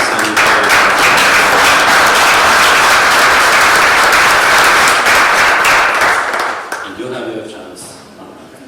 Can I do it from here? Sure. I don't know how it is going to be run. If you all want to stay on the stage, yeah, you can do it for me. Okay. I think that one insight I had during this panel is that there's no chance that Armenia will not have e-government, unique IDs, electronic signature, and in fact the rest of the world too. So you might think, why are we making all this effort, spending all this money? It's like if you worry about your newborn child's teeth not coming out. It's going to come out. It's why are you worried? But I think there's a very important reason why it benefits Armenia for it to happen sooner rather than later. And it's not just because we'll save more money sooner if we do it sooner. It's because I think we have a chance of increasing our competitiveness at the global scale. So if Armenia jumps the gun and it puts itself ahead of Europe, closer to Estonia in terms of having these technologies, this approach, I think it will have two effects. One, it will make Armenia attractive, not just for diaspora, but for other business people, etc. So it will become a little more competitive that way, even for tourism. It will also boost our reputation as a cerebral country, as a country of IT. And so I think there's every reason to try to accelerate the process and to make sure that we implement it in a forward-looking way, like we were discussing with Minister Artunyan, to actually implement next-generation technology. And in that sense, I think the effort is very well spent and the money is very well spent.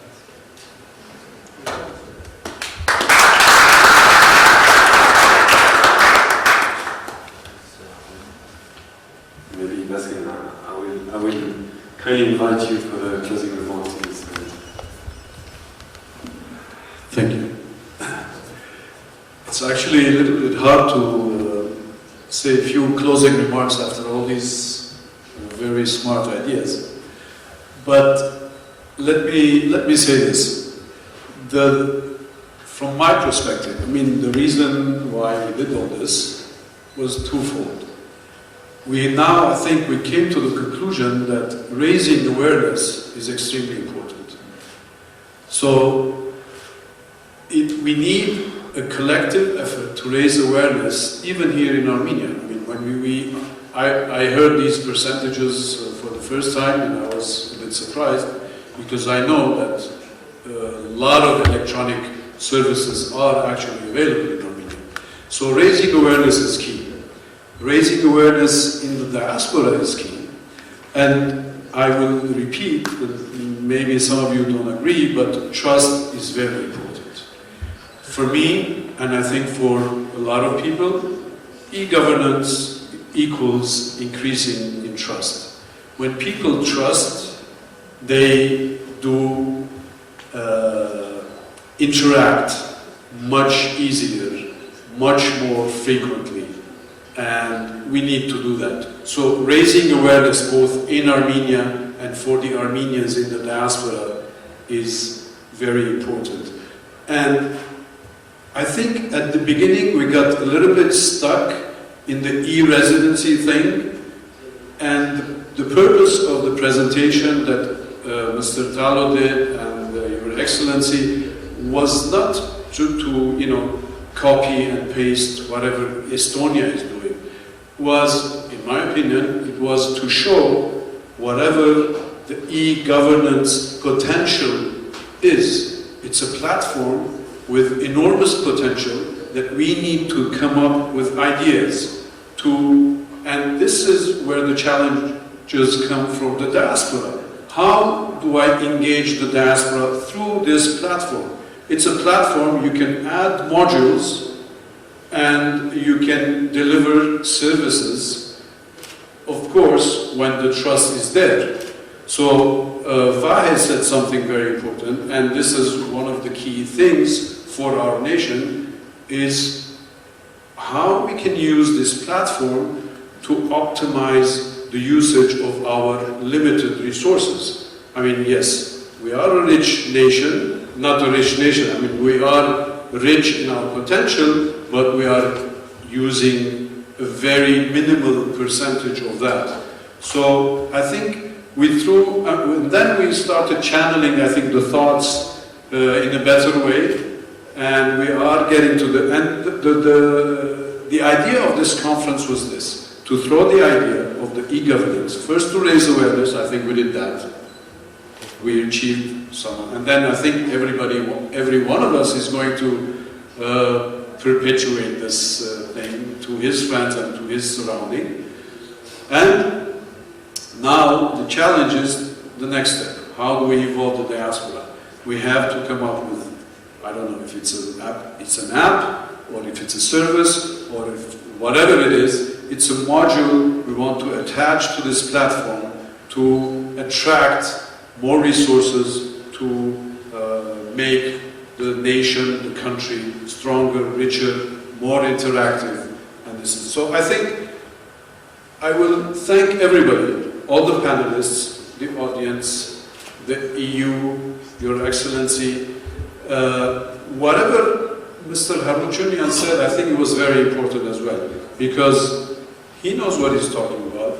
And I see that EU was quite satisfied with the responsiveness of the Armenian government, and also this elevated the level of trust first amongst ourselves, and through the live streaming. I don't know how many people are watching this now or will watch it later. I hope this will raise trust as well, but overall I think we achieved a good percentage. If I want to measure our goal and what we achieved from it, I think it was quite a successful conference, thanks to everybody, and hopefully the thought process will continue, coming up with these ideas about the modules. Thank you.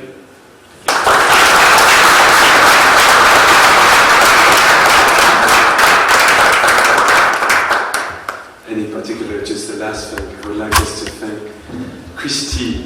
That was really like a key person to organize this thing. We had the ideas, we worked on it, she delivered. Thanks, Christy.